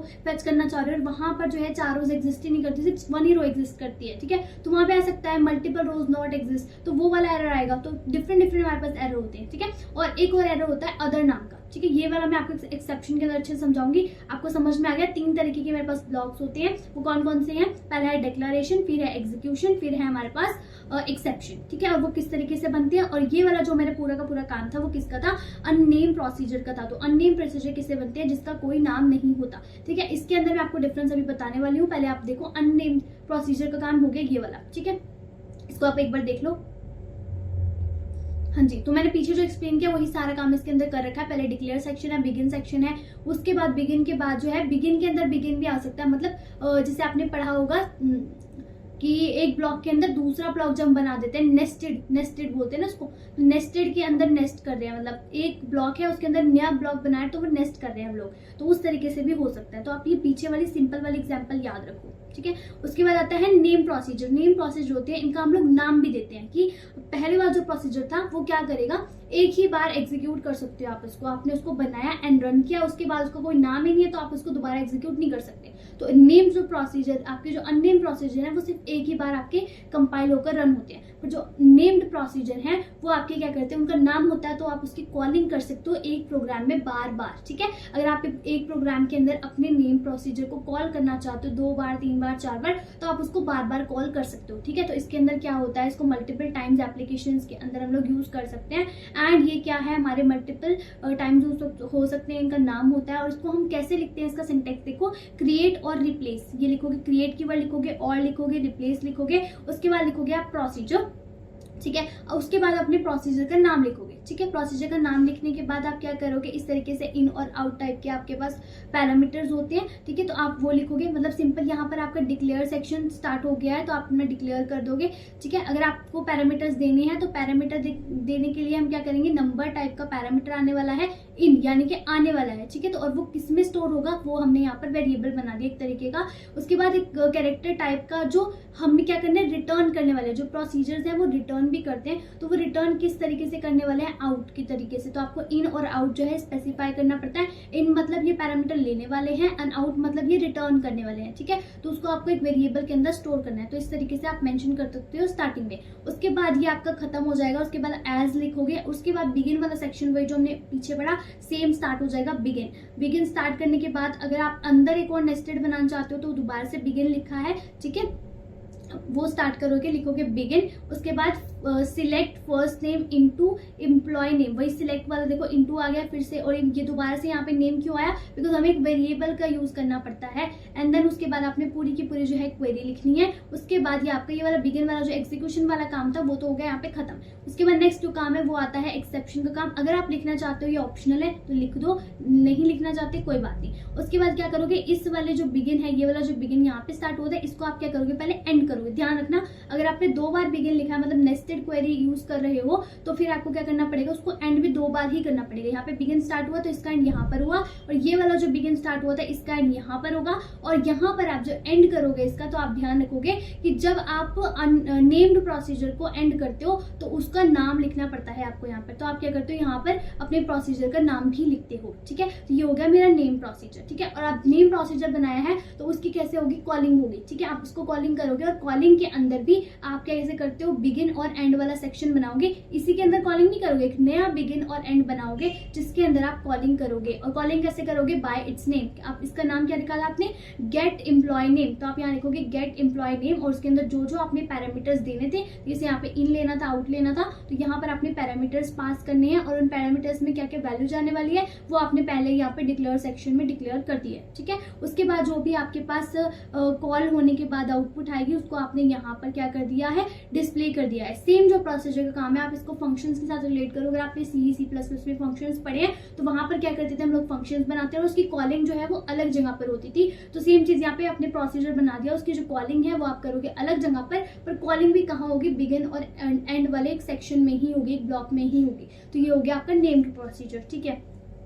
नेक्स्ट आता है आपके पास स्टोर्ड प्रोसीजर। तो स्टोर्ड प्रोसीजर के अंदर आप क्या करते हो, it is essentially a name procedure that is stored in the database. The terms name procedure are stored procedure are often used interchangeably, but stored procedure emphasizes the fact that the procedure is saved in the database and can execute later. Stored procedures are compiled once and stored in the database in executable form, which can improve performance. They can accept parameters, perform complex calculation and return result. अब देखो एक बारी मैं आपको तीनों के अंदर difference बता देती हूँ क्या होता है। जो अननेम प्रोसीजर होते हैं, नेम प्रोसीजर होते हैं एंड स्टोर प्रोसीजर होते हैं। जो अननेम प्रोसीजर होते हैं उसको हम बनाते हैं और जैसे ही हम लोग रन करते हैं, उसको एग्जीक्यूट करते हैं, वो खत्म हो जाता है, उसको हम दोबारा एग्जीक्यूट नहीं कर सकते। वेयर एज मेरे पास एक प्रोग्राम है जिसके अंदर मैंने एक नेम प्रोसीजर बनाया है। अगर मुझे उसकी जरूरत पड़ी 4 बार एग्जीक्यूट करने की तो मैं 4 बार उसकी कॉलिंग कर सकती हूँ एक सिंगल प्रोग्राम के अंदर, ठीक है। बट जब मैं वो प्रोग्राम एग्जिट कर दूंगी, दैट मीन्स मैंने उस नेम प्रोसीजर को कहीं पे स्टोर नहीं किया, मैं उसको यूज तो कर पा रही हूँ बार बार, सिर्फ उस सिंगल प्रोग्राम के अंदर, ठीक है। जैसे ही वो प्रोग्राम एग्जिट होगा वो आपका नेम प्रोसीजर भी हट जाएगा, वो आप उसको दोबारा कभी किसी और प्रोग्राम में यूज नहीं कर पाओगे, ठीक है। तो एक सिंगल प्रोग्राम के अंदर आप उसको यूज कर पा रहे हो मल्टीपल टाइम्स, ठीक है। लेकिन जो स्टोर प्रोसीजर है वो आपके डेटाबेस के अंदर जाकर स्टोर हो जाएगा, और अगर आप मल्टीपल प्रोग्राम्स में यूज करना चाहते हो तो मल्टीपल प्रोग्राम्स में भी उसको यूज कर सकते हो। फॉर एग्जांपल डेटाबेस के अंदर डेटा है और आप एक मोबाइल एप्लीकेशन है जो उस से डेटा उठा रही है, ठीक है, उस डेटा को यूज कर रही है डेटाबेस से, तो वो स्टोर्ड प्रोसीजर के अंदर था, तो वो स्टोर्ड प्रोसीजर के अंदर से मेरी मोबाइल एप्लीकेशन यूज कर पा रही है, ठीक है। ऐसे ही वेबसाइट है वो भी उस स्टोर्ड प्रोसीजर को, जो स्टोर है उस सेम चीज को यूज कर पा रही है, एंड सेम कोई डेस्कटॉप एप्लीकेशन है वो भी उस स्टोर्ड प्रोसीजर को यूज कर पा रही है। तो स्टोर प्रोसीजर जो है वो मल्टीपल प्रोग्राम्स जो है या फिर मल्टीपल जो अलग अलग तरीके हैं, मोबाइल वाला, डेस्कटॉप वाला, वेबसाइट वाला, वो अलग अलग यूज कर पा रहे हैं एक स्टोर प्रोसीजर को, वेराज नेम प्रोसीजर को एक सिंगल प्रोग्राम ही यूज कर पाएगा, ठीक है। अगर प्रोग्राम एग्जिट हो गया दैट मीन्स उसको दोबारा यूज नहीं कर सकते। आई होप कि आपको डिफरेंस समझ आया है। अननेम को हम लोग एक ही बार एग्जीक्यूट कर पाते हैं, नेम को हम मल्टीपल टाइम्स कर सकते हैं, बट जैसे ही प्रोग्राम एग्जिट हो गया उसके बाद नहीं कर सकते। पर स्टोर को हम लोग बार बार यूज कर सकते हैं, ठीक है। तो स्टोर का भी हम लोग नाम देंगे जैसे हमने पिछले वाले के अंदर दिया था, वैसा ही सेम टू सेम काम है, बट इसके अंदर हम लोग क्या करते हैं, इसको स्टोर भी करते हैं और इसकी भी जो है कॉलिंग होती है वो सेम तरीके से होती है, ठीक है। आई होप कि क्लियर है। ओके, नेक्स्ट की डिफरेंसेस के लिख दिए हैं, वो जो मैंने अभी आपको की डिफरेंस बताया है वही तीनों डिफरेंसेस हैं, आप इसको एक बार पढ़िएगा, ठीक है। उसके बाद आता है आर्किटेक्चर। तो हमारा क्या होता है, किस तरीके से काम करता है वो आपको मैं डायग्राम के थ्रू समझाती हूँ, ये वाला आप पढ़ लेगा, ठीक है। सबसे पहले आता है PL/SQL डेवलपर, जो भी काम कर रहा है डेवलपर वो आएगा। उसके बाद वो क्या करेगा, उसके पास कोई ना कोई सोर्स कोड होगा जिसमें भी कोडिंग लिखी होगी, एंड वो क्या करेगा, अपने सोर्स कोड को कंपाइल करेगा। जैसे ही कंपाइल करेगा वो सारा का सारा जो कोड है वो P कोड में कन्वर्ट हो जाता है, ठीक है। उसके बाद जैसे कंपाइल होता है, अगर कोई भी एरर नहीं है तो वो रन टाइम इंजन के पास जाएगा, यानी रन टाइम एग्जीक्यूशन होनी स्टार्ट हो गई है। अगर उसके अंदर कोई भी मतलब हमारा जितना भी कोड है, अगर उसके अंदर कोई भी SQL की क्वेरीज हैं तो वो जो है मेरा PL वाला इंजन तो नहीं कर सकता एग्जीक्यूट, तो वो किसके पास जाएगा, SQL एग्जीक्यूटर के पास जाएगा। यानी कि वो एग्जीक्यूटर के पास जाएगा कि आप मेरे SQL वाली क्वेरीज को एग्जीक्यूट करके दो, और वो जो इंजन हमारा SQL एग्जीक्यूटर है वो जाएगा डेटाबेस, ओरेकल डेटाबेस से इंटरेक्ट करेगा। ओरेकल डेटाबेस उस वाली जो हमारी क्वेरीज थी SQL की उसको एग्जीक्यूट करेगा, जितना भी डेटा फेच वगैरह जो भी करना था, सिलेक्ट करना था, अपडेट करना था, इंसर्ट करना था, वो सब होगा। उसके बाद वापस से जो रिजल्ट है वो आएगा मेरे पास, एंड एग्जीक्यूशन रिजल्ट जो है वो जाएगा वापस से डेवलपर के पास। यानी कि जो इसमें मेन चीज थी समझने वाली वो ये थी कि रन टाइम पर हमारा क्या होता है, सिंपल पहले हम लोग सोर्स कोड होता है, ठीक है, उसको हम लोग क्या करते हैं, कंपाइल करते हैं, उसके बाद वो रन टाइम पे एग्जीक्यूट हो जाता है, ठीक है, और डेवलपर को मिल जाता है। बट इसमें जो चीज थी वो ये थी कि इसमें दो होते हैं, PL होता है और हमारे पास SQL होता है।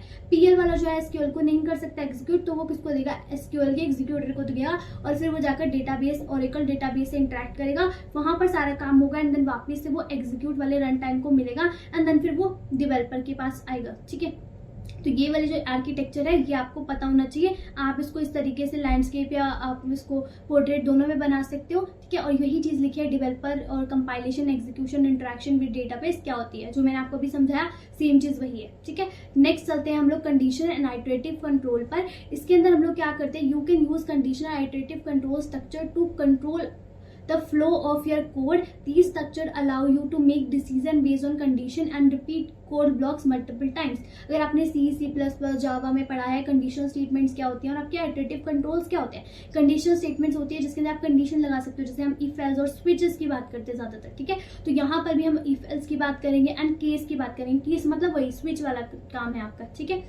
तो यहाँ पर जो आपके पास इफ एल्स होते हैं उसमें आपके पास इफ होता है, एल्स इफ होता है, एल्स होता है, ठीक है। तो ये आपका एक स्ट्रक्चर है बेसिक, एंड जो केस होता है उसका बेसिक स्ट्रक्चर क्या होता है, पहले आप लिखते हो केस, उसके बाद जो भी सिलेक्ट करेगा वो सिलेक्टर आ जाएगा यहाँ पर, और उसके बाद आप लिखते हो व्हेन अगर ये है तो फिर आप वैल्यू लिखोगे यहाँ पर, फिर देन करना क्या है, अगर ये है फिर करना क्या है वो नीचे लिख दोगे, अगर ये है करना क्या है वो नीचे लिख दोगे। और एक डिफॉल्ट केस होता था अगर आपने C++ में पढ़ा है तो यहाँ पर होता है लास्ट में एल्स केस, और उसके बाद जो भी चीज आप ओपन करते हो उसको एंड करना है आपने उसके नाम के साथ। जैसे इफ को आपने ऊपर किया तो यहाँ पे लास्ट में एंड इफ लिखोगे, एंड यहाँ पर आपने केस को ऊपर किया तो यहाँ पे क्या आप लिखोगे, एंड केस लिखोगे, ठीक है। हम इसके क्वेश्चन देख लेते हैं किस तरीके से सॉल्व करेंगे। सबसे पहले आपका डिक्लेयर सेक्शन आएगा, जैसे मैंने आपको बताया अगर आपको कोई भी चीज को एग्जीक्यूट करना है तो आपको बिगिन से लेके एंड तक बनाना ही पड़ेगा। तो पहले डिक्लेयर सेक्शन के अंदर आ जाते हैं, तो हमने क्या किया, आपने एक एक्स नाम का वेरिएबल लिया, उसका हमने क्या टाइप लिया, नंबर टाइप लिया, ठीक है। डेटा टाइप किया इसका नंबर, और हमने साथ में ही इनिशियलाइज कर दिया किसके साथ, असाइनमेंट ऑपरेटर के साथ, कोलन इक्वल टू 10, यानी कि x के अंदर कितनी वैल्यू है, 10 है। उसके बाद बिगिन सेक्शन स्टार्ट किया और हमने पहली कंडीशन लगा दी इफ x ग्रेटर देन 0, अगर ग्रेटर देन 0 है तो वो क्या होगा, देन आगे क्या करना है। उसके बाद आउटपुट जनरेट होगी कौन सी, x इज पॉजिटिव नंबर, अगर वो 0 से बड़ा है तो पॉजिटिव नंबर होना चाहिए प्रिंट, ठीक है। एल्स इफ, अब देखोगे यहाँ पर कोई भी गैप नहीं है, x इक्वल टू 0, अगर इक्वल टू 0 है तो क्या है, मतलब x की वैल्यू 0 है। अगर x की वैल्यू 0 से छोटी है, मतलब एल्स केस में तो क्या बचा, हमने कंडीशन लिखने की जरूरत नहीं है एल्स केस में, तो क्या बचा, मतलब नेगेटिव नंबर है। तो यहाँ पर हमने तीनों के तीनों केस को हमने स्पेसिफाई कर दिया, एंड उसके बाद क्या करना पड़ेगा, आपने यहाँ से जो है अपना बिगिन स्टार्ट किया था, इफ यहाँ से स्टार्ट किया था तो उसको पहले आपको एंड करना पड़ेगा इफ को, तो आप लिखोगे इफ और यहाँ पे करोगे एंड इफ, और इसको खत्म करने के बाद आप लास्ट में जो बिगिन वाला सेक्शन है उसको खत्म करोगे। यहाँ पे था बिगिन और यहाँ पे था एंड। कभी भी भूलना मत इसको। अगर आपने इफ स्टार्ट किया तो 3-4 लाइन के बाद पहले एंड इफ को बंद करो, ठीक है। जैसे बिगिन स्टार्ट किया 7-8 लाइन के बाद एंड को बंद करो, क्योंकि अगर ये लाइन छूट गई आपकी, बीच में आपने कुछ भी लिखा है, टीचर इतना ध्यान नहीं देगा, लेकिन स्टार्टिंग और एंडिंग ठीक करोगे तो आपका काम बन जाएगा, ठीक है। उसके बाद लिखते हैं केस सेंसिटिव।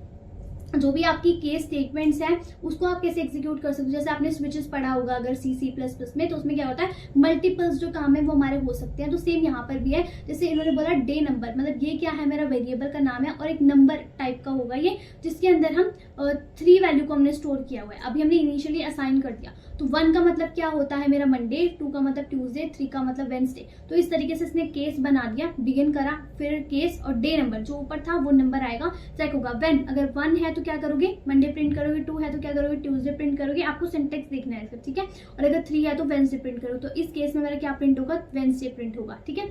और आपको क्या करना है, यहाँ पर देखो केस हमने यहाँ पे स्टार्ट किया था एंड हमने केस यहाँ पे खत्म किया, बिगिन यहाँ पे स्टार्ट किया था एंड हमने यहाँ पर किया, ठीक है। तो इसी तरीके से आपने क्या करना है, अपनी केस वाली स्टेटमेंट्स को भी एग्जीक्यूट करना है, ठीक है। नेक्स्ट आता है मेरे पास आइटरेटिव कंट्रोल स्ट्रक्चर, जिसके अंदर मेरे पास आते हैं लूप्स। अब यहाँ पर जैसे आप लोग पढ़ते होंगे C++ में और जावा में, आपने देखा होगा क्या होता है, फोर लूप होता है, वाइल लूप होता है, डू वाइल लूप होता है। यहाँ पर भी 3 तरीके की लूप आप देखोगे। पहला लूप है सिंपल लूप, जिसके अंदर कोई नाम नहीं, सिंपल लूप है इसका नाम, ठीक है। उसके बाद फोर लूप होता है आपके पास, जिसको आप रिलेट कर सकते हो अपनी बाकी वाली लैंग्वेजेस के साथ, फोर लूप होता है। एंड नेक्स्ट होता है आपके पास वाइल लूप, ठीक है। 3 तरीके के लूप होते हैं, डू वाइल लूप नहीं है इसके अंदर। नेक्स्ट आता है आपके पास लूप। तो लूप का स्ट्रक्चर क्या है, आप लूप लिखते हो एंड एग्जिट व्हेन कंडीशन, यहाँ पर कंडीशन जो है वो एग्जिट होती है लास्ट में, ठीक है। एंड उसके बाद एंड लूप लिखते हो। जैसे मैंने आपको पहले बताया कि इफ लिखोगे तो एंड इफ लिखना पड़ेगा, केस लिखोगे तो एंड केस लिखना पड़ेगा, और लूप लिखोगे तो एंड लूप लिखना पड़ेगा, ठीक है। उसके बाद फोर के लिए भी सेम चीज है एंड वाइल के लिए भी सेम चीज है, आप इनके सिंटेक्स देखना। अब उसके बाद हम लोग यहाँ पर देखते हैं किस तरीके से काम चलेगा। तो सबसे पहले ये वाला किसके लिए आउटपुट है, सिंपल वाले लूप के लिए। ये वाली है मेरे फोर के लिए और ये वाली है मेरी वाइल के लिए, ठीक है। तो ये वाले लूप के लिए देखो क्या होगा, पहले डिक्लेयर होगा, उसके बाद क्या होगा, 1 हमने इनिशियलाइज कर दिया नंबर के अंदर। उसके बाद बिगिन स्टार्ट होगा, आप लिखोगे लूप स्टार्ट कर दिया आपने। और सबसे पहले आप क्या कर रहे हो, आउटपुट डाल रहे हो कि काउंटर की वैल्यू अभी कितनी है, काउंटर कितनी है जी 1, तो 1 आपके लिए प्रिंट होगा स्क्रीन पर। उसके बाद आप क्या करोगे, नीचे जाएगा आपका नेक्स्ट लाइन में जब आओगे तो काउंटर में +1 कर दोगे, यानी कि अब जो काउंटर की वैल्यू है वो कितनी होगी 2, और 2 के बाद वापस से ऊपर जाएगा। उसके बाद क्या होगा, नहीं उसके बाद जो है 2 हो जाएगा, उसके बाद जाके नीचे आएगा, फिर कंडीशन चेक होगी क्या वो 5 से बड़ा है, नहीं है बड़ा, तो वापस से ऊपर जाएगा, प्रिंट होगा, फिर 3 हो जाएगा, फिर यहाँ पर कंडीशन चेक होगी, फिर ऊपर जाएगा 4 होगा, कंडीशन चेक होगी, फिर ऊपर जाएगा 5 होगा, कंडीशन चेक होगी, और फिर उसके बाद क्या हो जाएगा, यहाँ पर कंडीशन जैसे ही फॉल्स होगी तो वो क्या हो जाएगा, एंड लूप। उसके बाद नीचे आएगा और यहाँ पे लिखा है एंड लूप, और फिर आएगा एंड, यानी कि सारा का सारा जो हमने प्रिंट करना था वो हमारा प्रिंट हो जाएगा >5 वाले तक, ठीक है। ओके, तो नेक्स्ट आता है हमारे पास सेम केस है। हमने यहाँ पर टोटल लिया है वेरिएबल का नाम और इसमें स्टोर किया है 0। अब फोर लूप के अंदर देखो यहाँ पर आपको कुछ भी स्पेसिफाई करने की जरूरत नहीं है, सिर्फ लूप लिखना है और एग्जिट करता है। तो यहाँ पर आप लिखना है व्हेन काउंटर >5। लेकिन यहाँ पर आपने स्टार्टिंग में ही स्पेसिफाई करना है, पहले लिखोगे 4, फिर आप क्या लिखते हो, एक आइटरेटर लगाते हो आपकी आई के अंदर वैल्यू स्टोर होगी। तो आपने एक आई बना लिया, फॉर एग्जाम्पल आई ले लो, कुछ भी नंबर ले लो, आप ले सकते हो, ठीक है। आई ले लो, कोई भी नाम ले सकते हो। फिर उसके बाद लिखोगे इन, उसके बाद आप यहाँ पे रेंज लिखते हो कि 1 से लेके कहाँ तक जाना चाहिए, कब तक चलेगा लूप, ठीक है।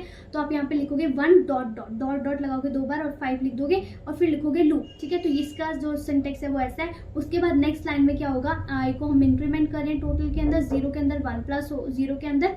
अभी आई की वैल्यू कितनी थी जी, स्टार्टिंग में 1 से स्टार्ट होगी, तो 0 के अंदर 1 प्लस होगा, तो ये क्या हो जाएगा 1। उसके बाद क्या होगा, नीचे आएगा, फिर वापस से ऊपर जाएगा, फिर उसके बाद 2 होगा, 3 होगा, 4 होगा, 5 होगा, एंड ये जो है एंड होगा लूप। जैसे ही मेरी कंडीशन जो होगी फॉल्स होगी, और लास्ट में सिर्फ एक बार जो है इसकी आउटपुट वो प्रिंट होगी। कितना होगा जी प्रिंट, आप मुझे कमेंट में बताना लिखकर, ठीक है, एक ही बार प्रिंट होगा। नेक्स्ट होता है हमारे पास वाइल लूप। इसका सिंटेक्स देखो, पहले आपने डिक्लेयर करना है जैसे बाकियों में किया है, उसके बाद आपने क्या करा है, यहाँ पर वाइल लिखा, उसके बाद यहाँ पर भी आप क्या बनाते हो, अपना कोई ना कोई काउंटर बनाते हो। जैसे यहाँ पे आपने आई बनाया था, यहाँ पर आपने कोई भी वेरिएबल ले सकते हो, वहां पर आपने वो लिखना है। उसके बाद उसने कंडीशन स्पेसिफाई कर दी स्टार्टिंग में, एंड उसके बाद लूप लिख दिया, एंड जो भी उससे काम कराना है वो आपने नीचे लिख दिया, उसके बाद इंक्रीमेंट करना स्टार्ट किया, उसके बाद आपने एंड कर दिया लूप को। तो ये इस तरीके से आपका हो गया वाइल लूप, ये हो गया आपके पास फोर लूप, और ये हो गया आपका सिंपल लूप, ठीक है। इसको एक बार आप लिख कर देखोगे कॉपी पेन पे, तो आपको समझ में आ जाएगा किस तरीके से इसका सिंटेक्स है, ठीक है। नेक्स्ट आता है मेरे पास जो टॉपिक है वो आता है कर्सर।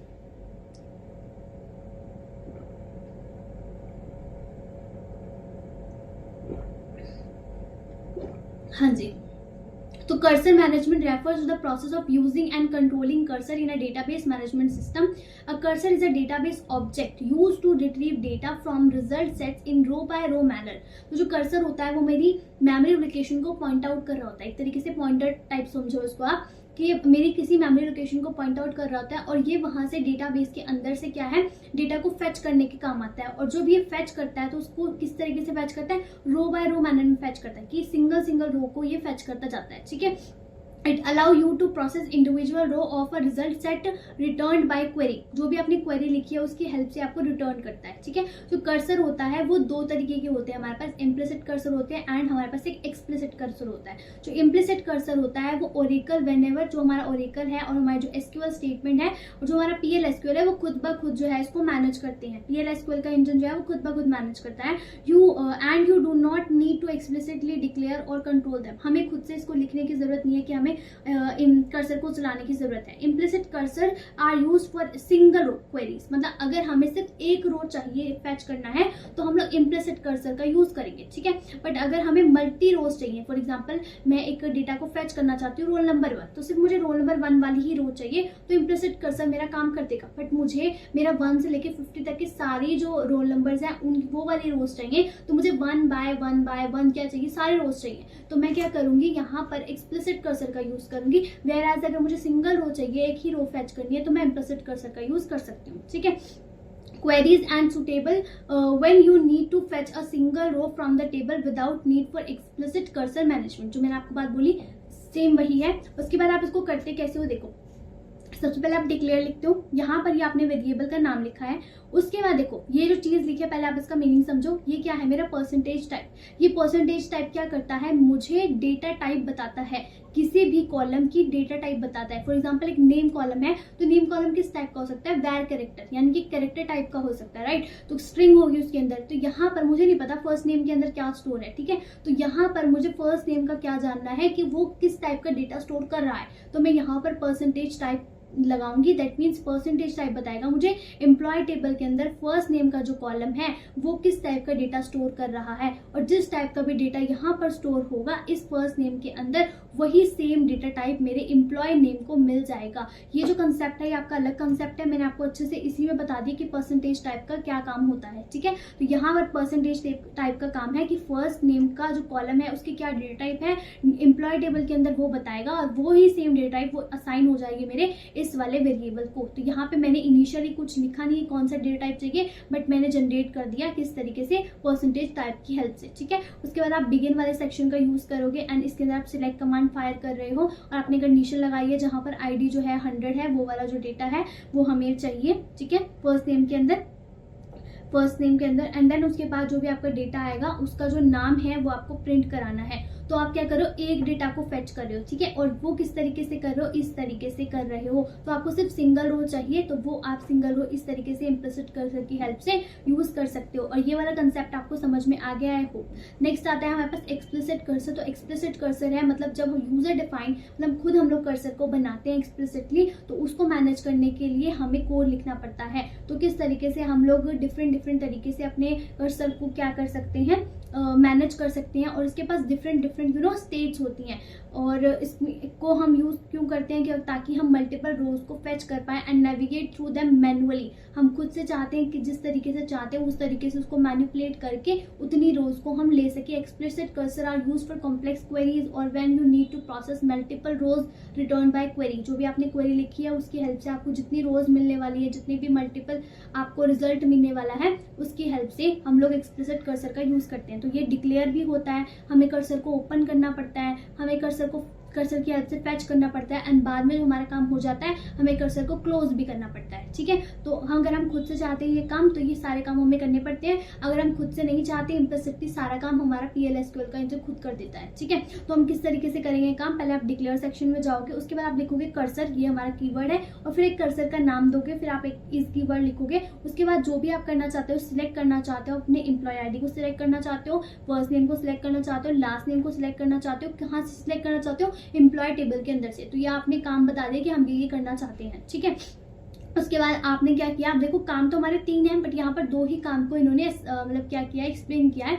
किस तरीके से एक्सप्लेन किया वो जो मैंने आपको अभी लास्ट टाइम बताया कि यहाँ पर हमें नहीं पता कि एम्प्लॉय आईडी कौन से मतलब डेटा टाइप की है, तो हमने परसेंटेज टाइप से निकाला और उसको असाइन कर दिया अपने एम्प्लॉय आईडी के वेरिएबल में। एंड सेम चीज़ यहाँ पे फर्स्ट नेम के लिए हमें नहीं पता कौन से डेटा टाइप का है, तो उसको हमने असाइन कर दिया अपने एम्प्लॉय नेम के अंदर, ठीक है। तो नेम के अंदर असाइन कर दिया, तो ये दोनों वेरिएबल्स हैं हमारे, ठीक है। तो इन दोनों वेरिएबल्स को अब हमने क्या किया, कर्सर को सबसे पहले ओपन किया। ओपन कैसे होगा कर्सर, जो भी हमने नाम लिखा है उसके आगे हम जस्ट लिखेंगे ओपन और अपने कर्सर का नाम, तो हमारा कर्सर जो है ओपन हो गया। उसके बाद हम क्या लगाएंगे, हमें क्या चाहिए, डेटा 1 बाय 1 चाहिए, ठीक है। जितना भी एम्प्लॉय टेबल के अंदर रोज है वो सारी की सारी रोज चाहिए, तो उसके लिए हमें क्या चाहिए, 1 बाय 1 जब हम लोग काम चलाते हैं लूप्स का यूज करते हैं, ठीक है। तो हम लूप लिखेंगे, हम कोई भी यूज कर सकते हैं, loop, while loop, for loop और सिंपल लूप। तो यहाँ पे सिंपल लूप यूज किया है। उसके बाद हम क्या करना चाहते हैं, फेच करना चाहते हो, आप लिखोगे फेच भी कीवर्ड है। उसके बाद क्या करना चाहते हो, किसकी हद से करना चाहते हो, कर्सर का नाम लिखोगे, उसके बाद इनटू लिखोगे। उसके बाद आप क्या फेच करना चाहते हो, अपनी एम्प्लॉय आईडी फेच करना चाहते हो एंड एम्प्लॉय नेम फेच करना चाहते हो,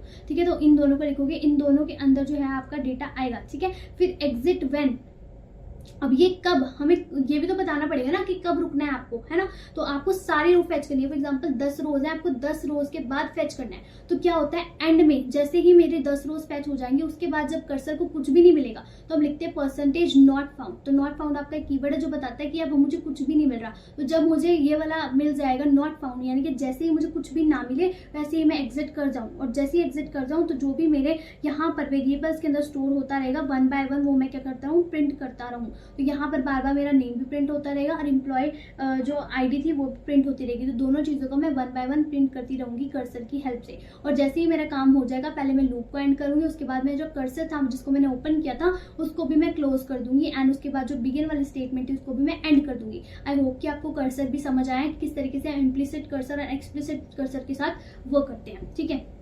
नेक्स्ट चलते हैं अपने एक्सेप्शन पर, और एक्सेप्शन के बाद हमारे ट्रिगर्स भी हैं, ठीक है। तो वीडियो थोड़ी सी लंबी हो गई है हमारी। एक्सेप्शन पर चलते हैं। एक्सेप्शन मैंने आपको पीछे ही बताया एक्सेप्शन क्या होती है। अगर हमारे पास कोई भी एरर आ होता है रन टाइम पर, और हम उस रन टाइम वाले एरर को हम क्या करना चाहते हैं, हैंडल करना चाहते हैं, तो उसके लिए हमें कुछ ना कुछ स्टेटमेंट्स लिखनी पड़ती हैं। तो हमारे पास प्री डिफाइंड एक्सेप्शन भी होती है, यूजर डिफाइंड भी होती है। प्री डिफाइंड के अंदर हमारे पास कुछ पहले से ही जो है कीवर्ड्स होते हैं जिसकी हेल्प से हम पता लगा सकते हैं कि क्या तरीके के एरर्स आ रहे हैं। जैसे नो डेटा फाउंड, अगर कोई भी डेटा हमने सिलेक्ट कमांड लिखी और हमें कुछ भी डेटा वहां पर नहीं मिला डेटाबेस के अंदर, तो वो हम क्या कर सकते हैं, तो हमें कोई भी रो रिटर्न नहीं होगी, तो वहां पर हम लोग लिख सकते हैं नो डेटा फाउंड। फिर टू मैनी रोज, अगर बहुत सारी जो रोज हैं वो आपको मिल रही हैं, तो आप कौन सी रो को सिलेक्ट करना चाहते हो ये आपने बताया नहीं है, तो टू मैनी रोज का एक एरर आ सकता है। जीरो डिवाइड, जो एक जीरो से अगर हम किसी भी नंबर को डिवाइड करती हैं तो एक वो वाली एक्सेप्शन आ सकती है। वैल्यू एरर, अगर आपकी कोई जो वैल्यू है, कन्वर्जन एरर आ सकता है, जैसे कन्वर्जन एरर आ सकता है such as trying to assign invalid value to a variable. अगर आप वेरिएबल को कोई ऐसी वैल्यू असाइन करो जो उस डेटा टाइप की है ही नहीं, जिस टाइप का वो वेरिएबल है, तो उसका टाइप का वैल्यू एरर आ सकता है। और इसके अलावा अगर कोई और एरर है जिसके बारे में हमें पता ही नहीं है, तो वो सारा का सारा किसके अंदर आ जाएगा, अदर के अंदर आ जाएगा। तो अदर के अंदर जितने भी टाइप के एरर हो सकते हैं जो हमें खुद को नहीं पता किस टाइप का एरर हो सकता है, वो सारे के सारे एरर जो है अदर के अंदर हैंडल हो जाते हैं, ठीक है। तो ये तो सारे के सारे हमारे प्री डिफाइंड है। बट यूजर डिफाइंड क्या हो सकते हैं, फॉर एग्जाम्पल अगर मैं डेटा फेच करना चाह रहा हूँ, डेटा नहीं मिल रहा, तो फिर यूजर को स्क्रीन पर प्रिंट होना चाहिए कि नो डेटा फाउंड। तो इस तरीके से जब मैं खुद से कोड लिखती हूँ तो वो होता है यूजर डिफाइंड। एंड जब हमें इन सब वेरिएबल्स का या फिर इन सब कीवर्ड्स का यूज कर रहे हैं हम लोग, तो वो क्या है हमारा प्री डिफाइंड। तो प्री डिफाइंड के अंदर आप इस तरीके से यूज करोगे, ये आपका डिक्लेयर सेक्शन है, बिगिन सेक्शन है। उसके बाद आपका एक्सेप्शन सेक्शन जो आता है आप लिखते हो उसमें नो डेटा फाउंड। तो ये क्या है, हमारा प्री डिफाइंड है, जिसके अंदर हमें पता है अगर डेटा फाउंड नहीं हुआ तो एम्प्लॉय नॉट फाउंड, यानी कि जो भी हम लोग यहाँ पे एम्प्लॉय ढूंढ रहे थे वो नहीं मिला, ठीक है। और एक अदर का हम लोग बना देते हैं कि अगर कोई और एरर आता है या फिर सर्वर नहीं चल रहा है या फिर कुछ भी आपका नेट स्लो है उसकी वजह से डेटा फेच नहीं हो रहा, तो हम लिख देंगे सिंपल एन एरर अकर, कोई भी एरर अकर हो रहा है, तो ये प्री डिफाइंड हो गया। बट अगर हम चाहते हैं यूजर डिफाइंड वाला लिखना तो वो कैसे लिख सकते हैं, सॉरी ये वाला आपका प्री डिफाइंड है और उसके अंदर आपके सारे के सारे जितने भी कीवर्ड्स है सारे यूज कर सकते हैं। तो आप एक्सेप्शन के अंदर पूरे के पूरे कीवर्ड्स का भी यूज कर सकते हो। व्हेन करके देखो लिखा है नो डेटा फाउंड, तो यहाँ पे इन्होंने प्रिंट कर दिया नो डेटा फाउंड। उसके बाद टू मैनी रोज, तो आपने टू मैनी रोज प्रिंट कर दिया। वैल्यू एरर, आप आउटपुट के अंदर अपनी मर्जी से भी कुछ दे सकते हो। इस तरीके से सारे के सारे जो भी आपने कीवर्ड्स हैं उनको स्पेसिफाई करके आप बहुत सारे जो डेटा है उसको बता सकते हो कि वो मिला है या नहीं मिला। और ऐसे ही सेम चीज़ है जो यूजर डिफाइंड एक्सेप्शन होती हैं, उसके अंदर आपके पास डिक्लेयर सेक्शन होगा, आपके पास बिगिन सेक्शन होगा। बिगिन सेक्शन के अंदर हमने एक ये छोटा सा कोड बनाया जिसमें हम लोग सैलरी को कंपेयर कर रहे हैं, लेस देन 0 तो नहीं है। अगर कभी भी लेस देन 0 होती है, क्या कभी किसी की सैलरी जो है वो लेस देन 0 होती है, मतलब माइनस में होती है किसी की सैलरी, तो ऐसा तो नहीं होता। और अगर ऐसा हो रहा है तो उस केस में हम क्या बोलेंगे, व्हेन नेगेटिव सैलरी देन क्या करो, salary can not be negative, कि सैलरी तो कभी नेगेटिव हो ही नहीं सकती। अगर कोई पर्सन जो है अपनी सैलरी डाल रहा है, हमने बोला सैलरी डालो, उसने माइनस का साइन डाल दी सैलरी, तो माइनस में कभी सैलरी नहीं होती। तो उस केस में हम लोग खुद से ये डिसाइड कर रहे हैं कि salary can not be negative. तो इस तरीके से जब हम हैंडल करते हैं तो वो यूजर डिफाइंड है। अदरवाइज जब हम लोग ये सारे कीवर्ड्स का यूज करते हैं तो वो प्री डिफाइंड है। ठीक है, तो आपने इनमें से 2-3 कीवर्ड्स का तो याद रखना ही रखना है। और ये हमारे लिए फैसिलिटी प्रोवाइड करता है, बिकॉज अगर कोई काम कर रहा है और उसको कुछ भी जो है आउटपुट में नहीं मिल रहा तो वो तो परेशान हो जाएगा कि मैं डेटा क्यों नहीं आ रहा, या फिर जो मैं फेच करना चाह रहा हूँ वो फेच क्यों नहीं हो रहा। तो उस केस में ये हमारी इन्हांसमेंट को बढ़ा देता है, हमारी प्रोडक्टिविटी को बढ़ा देता है, रिलायबल बना देता है, फ्रेंडली बना देता है हमारे लिए जो इन्वायरमेंट है। और जो भी हमारी अनएक्सपेक्टेड एरर्स हैं उनका हमें पता लग जाता है कि किस तरीके से जो हमारे एरर्स हैं वो आ रही हैं और उनको हमें किस तरीके से डील करना है, उसकी हेल्प हो जाती है उसके अंदर। ठीक है, तो ये हमारा हो गया यहाँ पर टॉपिक खत्म। उसके बाद नेक्स्ट टॉपिक जो आता है हमारे पास, सो द नेक्स्ट टॉपिक है हमारा वो है ट्रिगर्स। ट्रिगर्स के अंदर हम लोग क्या देखते हैं, कुछ एक्शन या इवेंट होता है। ठीक है, are special types of stored programs in database management system that are automatically executed in response to specific event or action perform on a table or a view. यानी कि टेबल पर या फिर किसी भी व्यू पर, व्यू नहीं पढ़ा तो पार्ट के अंदर जो थर्ड पार्ट है हमारा वीडियो का, उसके अंदर मैंने व्यू को अच्छे से एक्सप्लेन किया है, उसमें से आप पढ़ सकते हो जाकर। तो वहां पर जब भी हमारा जो टेबल होता है या फिर हमारा जो व्यू होता है उस पर जब भी कोई इवेंट होता है या फिर कोई भी एक स्पेसिफिक एक्शन परफॉर्म होता है तो उस टाइम पर कुछ ना कुछ ट्रिगर जो है एक्शन में आता है। ठीक है, यानी कि कोई भी इवेंट हो रहा है या कोई भी एक्शन हो रहा है उस टाइम पर जो ट्रिगर है वो अपना काम करके दिखाता है। फॉर एग्जांपल जैसे अभी लाइट चले जाए तो मेरे इंस्टेंट रिएक्शन आएगा, ओ लाइट चली गई, तो वो जो इंस्टेंट रिएक्शन है या वो इंस्टेंट एक्शन है जो मैं कर रही हूँ उस पर कोई ना कोई जो है आगे से रिएक्ट करेगा, तो वो एक तरीके से मेरा ट्रिगर है। यानी कि कोई इवेंट हो रहा है, कोई एक्शन हो रहा है किसी भी टेबल पर या व्यू पर, तो ऑटोमेटिकली एग्जीक्यूट होगा मेरा ट्रिगर। ठीक है, अब इस ट्रिगर के अंदर वो किस तरीके के एक्शंस पर एग्जीक्यूट हो सकता है, जैसे मेरे इंसर्शन हो रहा है, डिलीशन हो रहा है टेबल के अंदर और अपडेशन हो रहा है, तो इन सारे ही या फिर मेरा जो स्कीमा है, लेवल स्कीमा है या फिर मेरा जो स्ट्रक्चर है उसमें कोई भी चेंज हो रहा है तो मेरा जो ट्रिगर है वो काम करेगा। अब उसका जो काम है वो हम लोग असाइन करेंगे कि आपको अगर अपडेशन होता है तो आपको क्या करना है, अगर डिलीशन होता है तो आपको क्या करना है, तो वो ट्रिगर को हम असाइन करेंगे काम। ठीक है, बट कोई भी अगर काम हो रहा है इंसर्शन में, डिलीशन में और हमारे स्कीमा में कोई भी चेंजेस हो रहा है तो उस टाइम पर मेरा जो ट्रिगर है वो एक्शन में आएगा। ठीक है, triggers are useful for enforcing business rules, auditing changes and maintaining data integrity with a database. यानी कि डेटाबेस के साथ डेटा इंटीग्रिटी को मेंटेन करने के लिए हमारे जो ट्रिगर्स है वो हेल्पफुल है। जैसे कोई डिलीशन हो वैसे ही आपको कुछ ना कुछ काम असाइन हुआ है वो एकदम से करना है, तो जैसे ही कुछ एक्शन परफॉर्म हो रहा है फौरन से कोई काम करना है तो वो कौन मेरा करेगा, ट्रिगर्स करेगा। ठीक है, तो हमारे पास 2 तरीके के ट्रिगर्स होते हैं, एक बिफोर ट्रिगर होता है, एक मेरा आफ्टर ट्रिगर होता है। तो these triggers fire before the triggering event occur, यानी कि जैसे ही कोई भी इवेंट अकर होगा ये उससे पहले क्या हो जाएंगे, एक तरीके से फायर होने लगेंगे या फिर जो है एग्जीक्यूशन के अंदर आ जाएंगे। ठीक है, और जो मेरे आफ्टर ट्रिगर होते हैं जैसे ही मेरा इवेंट अकर हो जाता है वो उसके बाद जो है एग्जीक्यूशन के अंडर आते हैं। ठीक है, या फिर वो फायर होती है जब मेरा काम हो जाता है, इवेंट हो जाता है तब आता है आफ्टर ट्रिगर, इवेंट जस्ट होने से पहले आता है मेरा बिफोर ट्रिगर। ठीक है, बिफोर और आफ्टर से आपने याद रखना है। और हमारे जो ट्रिगर्स होते हैं जब इनका काम हो जाता है या हम चाहते हैं कि अब हमें ये काम नहीं कराना तो हम उसको ड्रॉप भी कर सकते हैं। ड्रॉप क्या है, मेरी कमांड है, मैंने आपको एसक्यूएल के थर्ड पार्ट के अंदर मैंने आपको अच्छे से समझाया कि कमांड्स का क्या काम होता है, किस तरीके से कमांड चलती है, तो वहां पर आप जाकर अच्छे से पढ़ भी सकते हो कमांड्स कैसे काम कर रही है। तो यहाँ पर जो ड्रॉप कमांड है मेरी डीडीएल कमांड है ना, तो ड्रॉप लिखोगे उसके बाद आप ये ट्रिगर का कीवर्ड लिखोगे एंड फिर ट्रिगर का नाम लिखोगे तो मेरा जो ट्रिगर है वो डिलीट भी हो सकता है। ठीक है, अब हमारा जो ट्रिगर होता है इसकी डिफरेंट स्टेजेस भी होती है। जैसे मेरा ट्रिगर है वो एक्टिवेट होगा तो वो क्या हो जाएगा, मेरा एक्टिवेट होते ही वो मेरा ट्रिगर एक्टिवेशन की स्टेज हो जाएगी।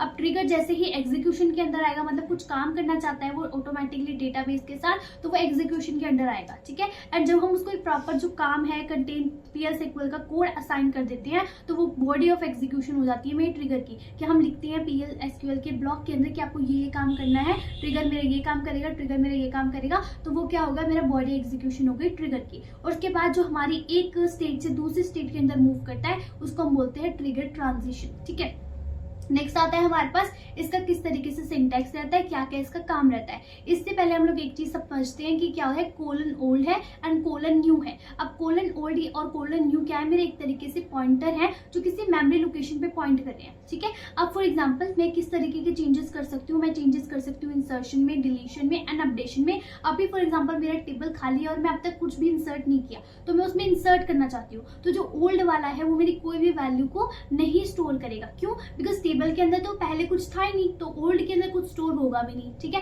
बट न्यू वाला जो है, जो मैंने न्यू वैल्यू स्टोर करी है, वो न्यू वाला जो मेरे पास पॉइंटर है वो स्टोर कर लेगा न्यू वैल्यू को। ठीक है, ये किसका केस है, इंसर्ट का केस है। ठीक है, दूसरा केस आता है अपडेट का। अगर अपडेट का केस है तो जो पुरानी वाली वैल्यू थी वो मेरा ओल्ड वाला पॉइंटर स्टोर करेगा, एंड जो न्यू वाली वैल्यू मैं असाइन कर रही हूँ, अपडेट कर रही हूँ, वो मेरा न्यू वाला पॉइंटर स्टोर करेगा। ठीक है, तो अपडेट के केस में दोनों वाले काम करेंगे, पर इंसर्ट के केस में सिर्फ न्यू वाला काम करेगा। और जो डिलीट वाला केस होता है, अगर मैं कुछ डिलीट कर रही हूँ अपने टेबल से या व्यू से, तो मेरा ओल्ड वाला क्या करेगा, पुरानी वाली वैल्यू को स्टोर कर लेगा और न्यू वाले का वहां पे कोई काम नहीं है, बिकॉज मैंने सिर्फ डिलीट किया है। तो ये वाले जो स्टेट्स हैं ये भी आप लिख सकते हो, ओल्ड और न्यू जो पॉइंटर्स हैं आपके, किस तरीके से इंसर्ट, अपडेट और हमारी डिलीशन के अंदर कौन सी वैल्यू को स्टोर करते हैं। ठीक है, अब हम लोग चलते हैं इसके सिंटैक्स के ऊपर। सबसे पहले आप लिखोगे क्रिएट और रिप्लेस, जैसे कि आप लिख रहे थे नेम प्रोसीजर्स के अंदर। क्रिएट और रिप्लेस लिखने के बाद आप लिखोगे ट्रिगर का कीवर्ड, उसके बाद आपने ट्रिगर का कोई भी नाम रख सकते हो, तो आप कुछ भी नाम रख सकते हो। यहाँ पर लग दिया ऑडिट सैलरी चेंजेस। उसके बाद आप कौन सा ट्रिगर लगाना चाहते हो, हम लगाना चाहते हैं जी बिफोर ट्रिगर, तो हमने लिखा बिफोर। और आप किस पर लगाना चाहते हो, हम अपडेट के क्वेरी के ऊपर लगाना चाहते हैं। अपडेट ऑफ, अपडेट किस पर होना चाहिए, हमने उस कॉलम का नाम लिखा है सैलरी। ठीक है, अब सैलरी जो कॉलम है वो कौन से टेबल के अंदर है, उसको लिखा हमने ऑन एम्प्लॉय। ठीक है, अब एम्प्लॉय टेबल के अंदर सैलरी वाले कॉलम के अंदर आपके बहुत सारी रोज है, आप कौन सी रोज पे लगाना चाहते हो, तो वो है मेरा फॉर ईच रो। यहाँ पे आप स्पेसिफाई भी कर सकते हो एक रो को, बट यहाँ पर हमने बोला फॉर ईच रो, यानी कि जितनी भी रोज है सैलरी के अंदर सबके लिए हम ये वाला जो ट्रिगर है वो लगाना चाहते हैं। ठीक है, नेक्स्ट आता है मेरे पास, ये सारा का सारा हमने क्रिएट कर दिया, बता दिया कि ये काम होगा, इस पर होगा, इस कॉलम पे होगा, हर एक रो के लिए होगा। उसके बाद अब काम करना है, क्या है पर्टिकुलरली वो हम बताएंगे इसके अंदर। ठीक है, बिगिन से लेके एंड तक आपका जो भी एग्जीक्यूशन का काम है वो हमारे क्या हो गया, ये जो हमने अभी लिखा है यहाँ पे स्टेजेस के अंदर बॉडी एग्जीक्यूशन, तो ये है मेरी ट्रिगर की बॉडी एग्जीक्यूशन। ठीक है, तो सबसे पहले आप क्या करो, इंसर्ट इनटू, आप इंसर्ट कराना चाहते हो जैसे ही कुछ भी अपडेट हो सैलरी के अंदर, तो आपका एक दूसरा टेबल है, उसका नाम क्या है, सैलरी ऑडिट। इस वाले का नाम क्या है, ऑडिट सैलरी चेंजेस, इसका नाम ये है। पर जो दूसरा टेबल है सैलरी ऑडिट, इसके अंदर आप इंसर्ट कराना चाहते हो क्या, एम्प्लॉय आईडी। सबसे पहले आप एम्प्लॉय आईडी को, फिर ओल्ड सैलरी को, फिर न्यू सैलरी को एंड चेंज डेट को, ये सब आपने इसके अंदर क्या करना है, इंसर्ट कराना है।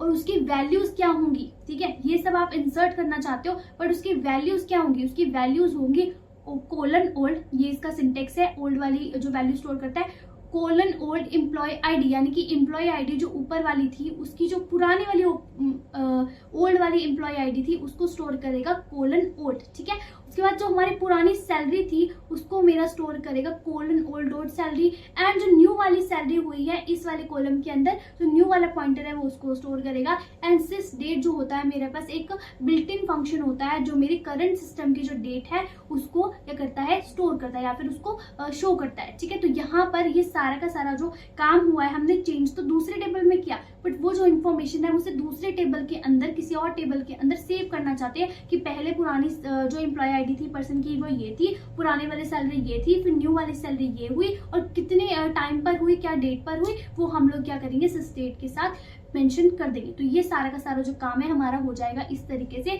फिर उसको बिगिन को हमने क्या करना है, एंड करना है, बिकॉज यहाँ पर जो आपकी एग्जीक्यूशन हो जाएगी जैसे ही आप किसी भी रो पर अपडेट करोगे दूसरे वाले टेबल के अंदर आपका एक इवेंट अकर होगा, साथ के साथ जो आपकी इंफॉर्मेशन है वो दूसरे वाले टेबल के अंदर जा रही है। ठीक है, इसी काम को यहाँ पर एक्सप्लेन किया है। We create before update trigger named audit salary details, कि हमने एक ट्रिगर मतलब बनाया है, उसका नाम रखा है। फिर उसके अंदर हमने क्या करी है, उसको फायर किया है, उसके अंदर बिफोर वाला जो ट्रिगर बनाया है अपना अपडेट के ऊपर, एंड वो किस पे चलेगा, सैलरी वाले कॉलम पे चलेगा। और सैलरी वाला कॉलम कहाँ पे एग्जिस्ट करता है, एम्प्लॉय टेबल के अंदर। ये वाला आपने इस तरीके से पॉइंट में एक्सप्लेन करना है। For each row being updated, यानी कि सब सारा का सारा हर किसी के लिए रो के लिए चलने वाला है अपडेट वाला काम। एंड फिर उसके बाद जितना भी हमारा जो काम होगा सैलरी ऑडिट टेबल के अंदर, न्यू वाली सैलरी, ओल्ड वाली सैलरी, न्यू वाली डेट, पुरानी वाली डेट, वो सारा का सारा जो काम है हमारे ऑडिट ट्रेल वाले सैलरी ऑडिट टेबल के अंदर क्या हो जाएगा, आ जाएगा इंफॉर्मेशन। ठीक है, और इसी तरीके से जो हमारे ट्रिगर्स हैं वो बहुत ज्यादा पावरफुल है, डेटाबेस ऑब्जेक्ट है हमारे एक तरीके से ये, that can be used to inform business rules, maintain data integrity. अब देखो डेटा की इंटीग्रिटी को मेंटेन करने में कितनी ज्यादा हेल्पफुल है। जैसे ही हमने कुछ अपडेट किया, पुराने वाले टेबल में क्या कर रहा है, साथ साथ में क्या कर रहा है, इंफॉर्मेशन को डाल रहा है। ठीक है, and implement complex data base logic automatically, और जो कॉम्प्लेक्स लॉजिक होती है, जो हमें काम मैन्युअली करना पड़ता है सारा का सारा, उसको लॉजिकली ऑटोमेटिकली क्या कर रहा है, इंप्लीमेंट कर रहा है। However they should be use judiciously to avoid performance issue and maintainability concern, यानी कि जो हमारी इश्यूज आती हैं, जितने भी हमारे मेंटेन करने में हमारे डेटा को हमें इशू फेस करने पड़ते हैं, उन सबको ये कंसर्न करते हुए सारा का सारा जो काम है हमारे लिए अच्छे तरीके से इंप्लीमेंट